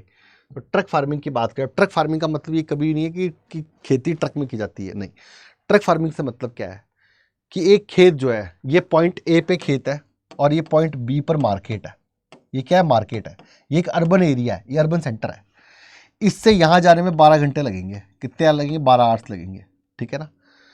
तो यहाँ पे ये खेत है, यहाँ से हमने फसल काटी, कल्टिवेटेड की उसको, और एक ट्रक के अंदर उसको रख दिया हमने।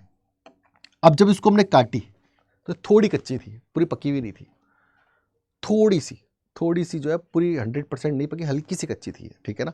जिससे ये 12 घंटे का सफ़र पूरा तय करे रेफ्रिजरेटर में, तो वहाँ जाते जाते फसल ही पक जाए।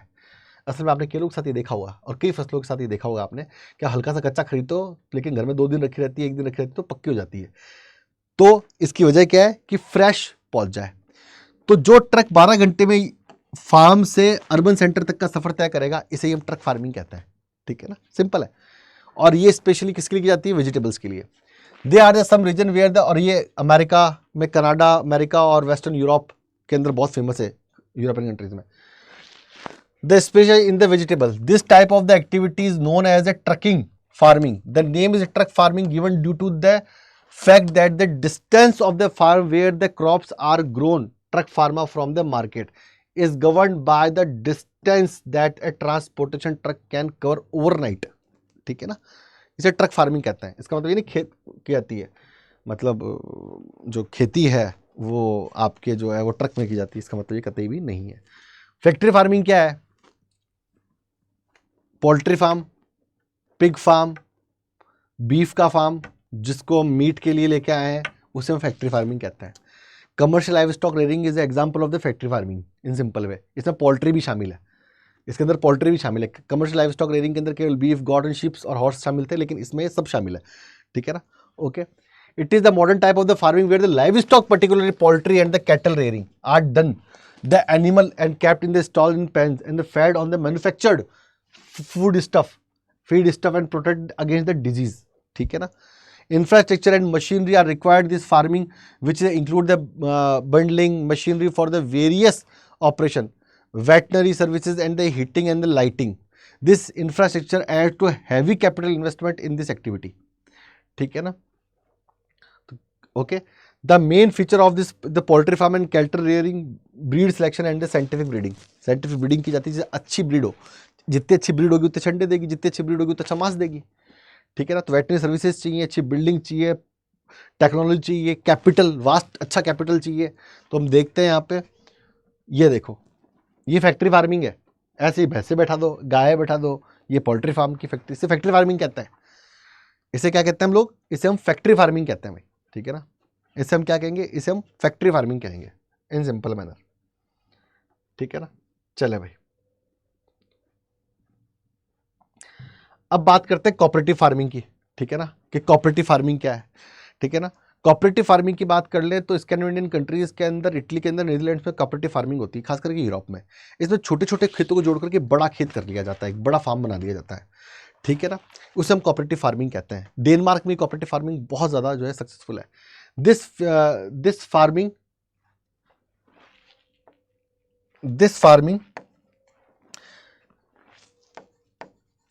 farming is done the mainly more efficient and the profitable farming in this the farming a group of the farmers from a cooperative society by the pooling and sharing their resources of voluntarily. In this farming the individual farms remain the unbroken and the farm is a matter do of the cooperative initiative. The cooperative society is, फिर cooperative society बना लेते हैं, सब लोग अपने खेत को जोड़ लेते हैं और एक cooperative society बना लेते हैं, ठीक है ना। फिर एक तरह से बिजनेस करते हैं ये, और फिर सब पैसा कमाते हैं। मान लो किसी के पास 3 बीघा खेत था, 4 बीघा खेत था, 50 किसान छोटे छोटे खेत हैं, लेकिन सब किसानों ने अपनी जमीन जोड़ दी और 150 बीघा खेत हो गया। अब 30 बीघा में सरसों उगा ली, 30 बीघा में ये कर लिया, 20 बीघा में ये कर लिया, 10 बीघा में एक बहुत बड़ा फैक्ट्री फार्म खोल लिया, पोल्ट्री कर ली, तो बहुत सारा पैसा कमा लेंगे सब मिल करके, ठीक है ना।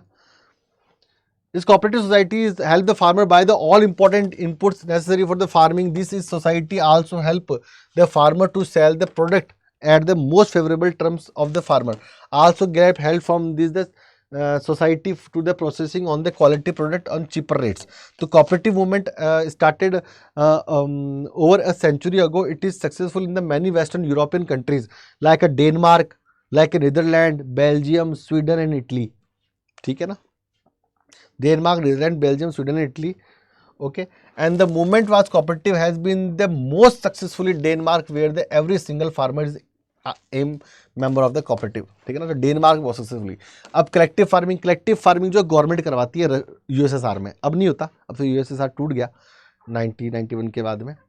तो वहाँ पर सब लोगों की ज़मीन लेकर के और उसे सोशलाइज करके ज़मीन को, ठीक है ना, और फार्मिंग की जाती है। इसे कोल खोज कहते हैं, यूएसएसआर में, ठीक है ना। इसे क्या कहते हैं, कोल खोज कहते हैं, ठीक है।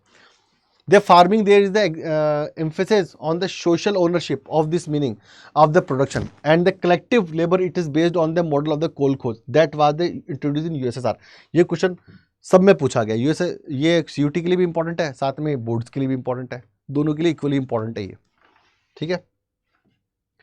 चले भाई अब बात करते हैं माइनिंग की, ठीक है ना। लास्ट एग्रीकल्चर हो गई अपना, हंटिंग गैदरिंग हो गई अपनी, अब बात करते हैं माइनिंग की, ठीक है ना। Mining, surface mining and underground mining दो तरह की होती है। सरफेस माइनिंग तब की जाती है जब मिनरल्स सतह के ऊपर होते हैं, क्रस्ट पर होते हैं, लेयर के ऊपर होते हैं, तो सरफेस माइनिंग कर लेंगे। सरफेस माइनिंग बहुत सस्ती होती है, बहुत चीप लेबर चाहिए होती है, ठीक है ना, और रिस्क भी नहीं होती। अंडरग्राउंड माइनिंग जब मिनरल्स बहुत गहराई में हो तो अंडरग्राउंड शाफ्ट खोद करके जाते हैं और फिर मिनरल्स को लेते हैं। अंडरग्राउंड माइनिंग जो है वो महंगी पड़ती है, कॉस्टली है, रिस्क बहुत है और लेबर का कॉस्ट भी बहुत आता है, ठीक है। अब माइनिंग डिपेंड किस पे करती है? माइनिंग डिपेंड करती है कि मार्केट में जिस ओर को हम लोग माइनिंग करने वाले उसकी डिमांड है कि नहीं है। पहली बात तो डिमांड है मार्केट की, दूसरी बात वो ओर जो है वो कितने एरिया में फैला हुआ है, ठीक है ना, ओके, कितना मतलब कितनी मात्रा में है, ठीक है ना। तीसरा उसका ट्रांसपोर्टेशन का, ठीक है ना, ओके। तो मेथड ऑफ माइनिंग के बारे में बात कर रहे हैं तो सबसे इंपॉर्टेंट बात है, दो फैक्टर जो है माइनिंग को इम्पैक्ट करते हैं, एक है फिजिकल फैक्टर और एक है इकोनॉमिकल फैक्टर। तो दो तरह की माइनिंग होगी, सर्फ माइनिंग और एक अंडरग्राउंड माइनिंग। अंडरग्राउंड माइनिंग को हम शाफ्ट माइनिंग भी कहते हैं और सब सर्फ माइनिंग भी कहते हैं, ठीक है ना। और अंडरग्राउंड माइनिंग तब की जाती है जब मिनरल्स गहराई के अंदर मौजूद हो, simple manner. The physical factor, this is the include the size, grade, mode of the occurrence of the deposits, ठीक है ना। तो क्या देगा, साइज देखनी है, तो कितना साइज में है, ग्रेड देखना है किस ग्रेड का है भाई। जैसे आयरन ओर के अंदर 4 तरह के ग्रेड होते हैं, हेमेटाइट, मैग्नेटाइट, लिमोनाइट और सीडराइट। जहां पर मैग्नेटाइट और हेमेटाइट निकलता है is a high class of iron ore, तो इसकी मार्केट में डिमांड बहुत ज्यादा होती है। लिमोनाइट और सीडराइट की मार्केट में डिमांड इतनी होती है low class of the iron ore, तो जिससे गंदाई मतलब नॉट ए मतलब एक लेवल का आयरन नहीं बनेगा उससे, ठीक है ना। तो mode of occurrence of the deposit, ठीक है ना, तो ये है। तो डिपॉजिट कितनी मात्रा के अंदर है, कब खत्म होगा, ग्रेड किस ग्रेड का और साइज कितना है उसका, और मार्केट में फिर डिमांड कितनी, economical factor. They include the demand of the minerals, जो हम खोद के बाहर निकाल रहे हैं वो मार्केट में चाहिए कि भी नहीं चाहिए, टेक्नोलॉजी अवेलेबल है कि नहीं उसको निकालने की बाहर, ठीक है ना। Used a capital to the develop infrastructure and labour and transport cost. भाई आपको सड़कें बनानी पड़ेगी वहाँ तक जाने के लिए, हो सकता है ना उस माइनिंग एरिया में सड़कें, आपको ट्रक भी चाहिए होंगे, आपको लेबर भी चाहिए होगी, आपको टेक्नोलॉजी भी चाहिए होगी, आपको वास्ट कैपिटल भी चाहिए होगा। सबसे पहले आपको ये जानना होगा जिस मिनरल्स की आप माइनिंग कर रहे हैं उसकी मार्केट में डिमांड है कि नहीं है, क्योंकि उन्हीं मिनरल्स की माइनिंग होती है जिनकी मार्केट में डिमांड है, क्योंकि एटलीस्ट ये एक इकोनॉमिक एक्टिविटी और हमको इनकम करनी है, ठीक है, सिंपल। अब सबसे पहले बात करें सरफेस माइनिंग, है ना। सबसे पहले अगर हम बात करें तो किसकी बात करेंगे, सरफेस माइनिंग की हम लोग बात करेंगे सबसे पहले, ठीक है ना। ये सरफेस माइनिंग है, ठीक है ना, ऊपर से खोद के निकाल लिया, ये क्या है, सरफेस माइनिंग है। देख रहे हो आप, सरफेस माइनिंग तब की जाती है जब मिनरल्स बहुत गहराई में नहीं होता है, ये बहुत चीप पड़ती है, ठीक है ना, खतरा कम होता है इसके अंदर, ठीक है। चले भाई, सरफेस माइनिंग समझ में आ गई बात। चले भाई, surface mining it is also known as open cast mining भी कहते हैं इसको, देखो नया नाम आ गया, ओपन कास्ट माइनिंग भी कहते हैं। It is considered that the easiest and the cheapest way for the mining and minerals that lie of the near the surface. It does not need much capital investment, ज़्यादा पैसा नहीं चाहिए इसको, ठीक है ना। Overhead cost very low and safety precautions and equipment use it. It a characterised by large and rapid outputs, है ना, बहुत बड़ी मात्रा में आप खोद करके बाहर निकाल सकते हो, ठीक है, जैसा कि आपको इसमें देखने को मिल ही गया, ठीक है ना। अब बात करते हैं अंडरग्राउंड माइनिंग की। अंडरग्राउंड माइनिंग ये होती है, जिस देख रहे हैं ना आप, ये अंडरग्राउंड माइनिंग है, ठीक है ना। शाफ्ट डालिया आपने एक और फिर आपने जो है वो खोदना चालू किया, बहुत सारे इक्विपमेंट्स चाहिए होंगे, बहुत लेटेस्ट टेक्नोलॉजी चाहिए होंगी, स्किल्ड लेबर चाहिए होगी आपको यहाँ पर, और फिर खतरा बहुत है, पानी भर जाने का, फ्लड का खतरा रहता है, गैसेस का खतरा रहता है, आग लग जाने का खतरा होता है। कई बार हम ऐसी जगह हथौड़ी मार देते हैं कि गैस बाहर निकलती है और आग पकड़ लेती है। कई बार ऐसी जगह हथौड़ी मारते हैं कि उस दीवार के पीछे, जैसे मान लो ये दीवार है, यहाँ पे इसके पीछे पानी है, अंडरग्राउंड है ना, क्या पता पानी कहाँ होगा, पूरा पानी आ गया। तो कई बार जो है इस तरह की हम आप देखोगे तो माइनिंग के अंदर कई सारी घटनाएं सुनोगे जिसमें लोग अंदर फंस जाते हैं। एक पिक्चर थी काला पत्थर, अमिताभ बच्चन और शत्रुघ्न सिन्हा की, देखना उसको आज सर्च करना, ठीक है ना, उस माइनिंग एक्सीडेंट पे ही है, ठीक है ना, कोल, भारत में भी कोल माइनिंग एरिया जो है छत्तीसगढ़ और झारखंड के, वहाँ पर इस तरह की बहुत सारी जो है वो अंडरग्राउंड माइनिंग को लेकर एक्सीडेंट्स हुए हैं जिसमें लोगों की मौत भी हुई है। ठीक है, चले, तो इसको शाफ्ट माइनिंग इसलिए कहते हैं, शाफ्ट से जाते हैं, इसको अंडरग्राउंड माइनिंग भी कहते हैं, इसे सब सर्फ माइनिंग भी कहते हैं। ठीक है, it is also known as shaft mining method. It is used in the case where the less depth below the surface. बहुत गहराई में जब होता है कोई मिनरल तो उसको खोदने के लिए इस तरह की माइनिंग की जाती है। It is the material vertical shaft have sunk from the where underground galleries radiant to reach the minerals. जैसे कि देख रहे हो यहाँ पे, ये शाफ्ट डाली, फिर ये गैलरीज बनाई और इसके द्वारा जो है मिनरल्स तक पहुंच रहे हैं। ये सोना है, इस तक पहुंच रहे हैं हम। ठीक है ना, okay, reach the minerals are the extracted and the transported from the surface through these passages। ठीक है ना, पैसेज जो होता है उसमें जो आती है वो बहुत सारी लॉरीज वगैरह लगी होती है, इसे खींच करके बाहर निकाल दिया जाता है। It is require specially design lift drills, haulages, vehicles, ventilation system होना चाहिए नीचे तक जिससे हवा पहुंच सके, safety, efficient movement, people and material. This method of mining is very dangerous because of poisonous gas, fires, floods and flooding. ठीक है, समझ में आ गई बात? Okay, these are the many cases of the mining, the fire, flooding and coast. ठीक है ना, ओके, तो this method of the mining ये लिखा हुआ है। ठीक है, चलें भाई, तो ये आपका लेसन जो था ये कंप्लीट हो गया आपका। ठीक है ना, वन शॉट के अंदर। अब मैं आपको बताता हूँ मेरा ईमेल आईडी है ना, YASH यश WARDHAN यशवर्धन .SINGH@adda247.com। ठीक है ना, और मेरा कोड जो है वो है YSIRG20। इस कोड को लगाने से आपको मेरी मेंटरशिप मिलेगी और मेरा 24/7 आपको असिस्टेंस मिलेगा। जब भी आप परेशानी में हो तो आप मुझसे बात कर सको, इस कोड को लगा करके आप कोर्स लें और इस पर आप मुझे मेल कर सकते हैं, फिर हमारी बातचीत शुरू हो जाएगी। ठीक है, चले भाई, अब क्या करेंगे कोर्स लेने के लिए? सिंपल है, आप गूगल प्ले स्टोर या ऐप स्टोर से जाकर के adda247 का ऐप डाउनलोड करेंगे। क्या करेंगे? ऐप डाउनलोड करेंगे।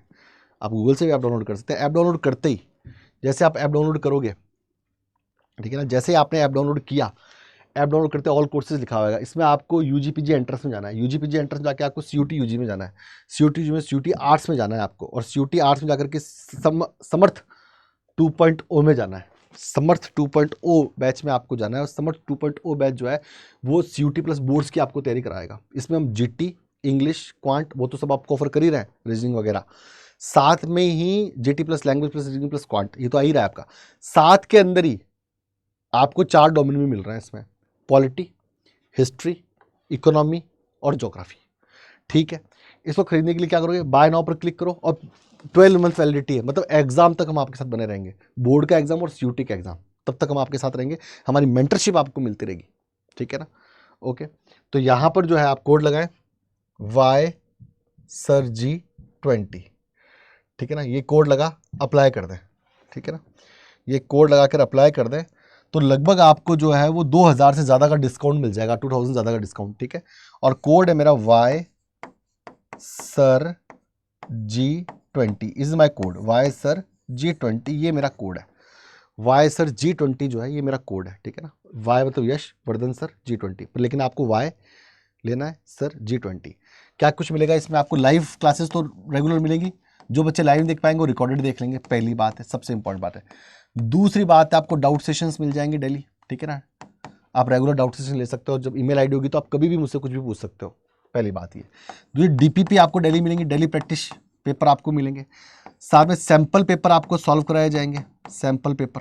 ठीक है ना, साथ में आपको रिवीजन क्लासेस आपकी अलग से ली जाएंगी, रिवीजन आपको कराया जाएगा, साथ में कंप्लीट नोट्स तो मिलेंगे, साथ में आपको शॉर्ट नोट्स भी मिलेंगे, और एग्जाम तक हमारी मेंटरशिप भी मिलती रहेगी लगातार। ईमेल आईडी आपके पास होगी तो फिर हम बातचीत भी करेंगे आराम से। ठीक है ना, कोई भी आपके डाउट्स होंगे उसको दूर किया जाएगा मेरे द्वारा। ठीक है ना, तो YSIRG G20 कोड लगा करके आप इसे लें। ठीक है ना, और बस अपनी तैयारी को जो है जिंगा लाला कर दें, आग लगा दो बस, है ना। तो खुश रहे, आबाद रहे, जिंदाबाद रहे, हंसते खेलते गाते रहे। मैं हूँ यशवर्धन और हम अगले वन शॉट में मिलेंगे। जब तक के लिए आप खुश रहें, और साथ में ही वन शॉट देखने के लिए ज्योग्राफी के डिस्क्रिप्शन में प्लेलिस्ट दे रखी है। साथ ही में आप CUT/24/7 चैनल के जो टेलीग्राम है उसको ज्वाइन करें, इसका PDF वहाँ मिल जाएगा आपको। साथ ही के अंदर आप चैनल को लाइक करें, शेयर करें और सब्सक्राइब भी करें। धन्यवाद।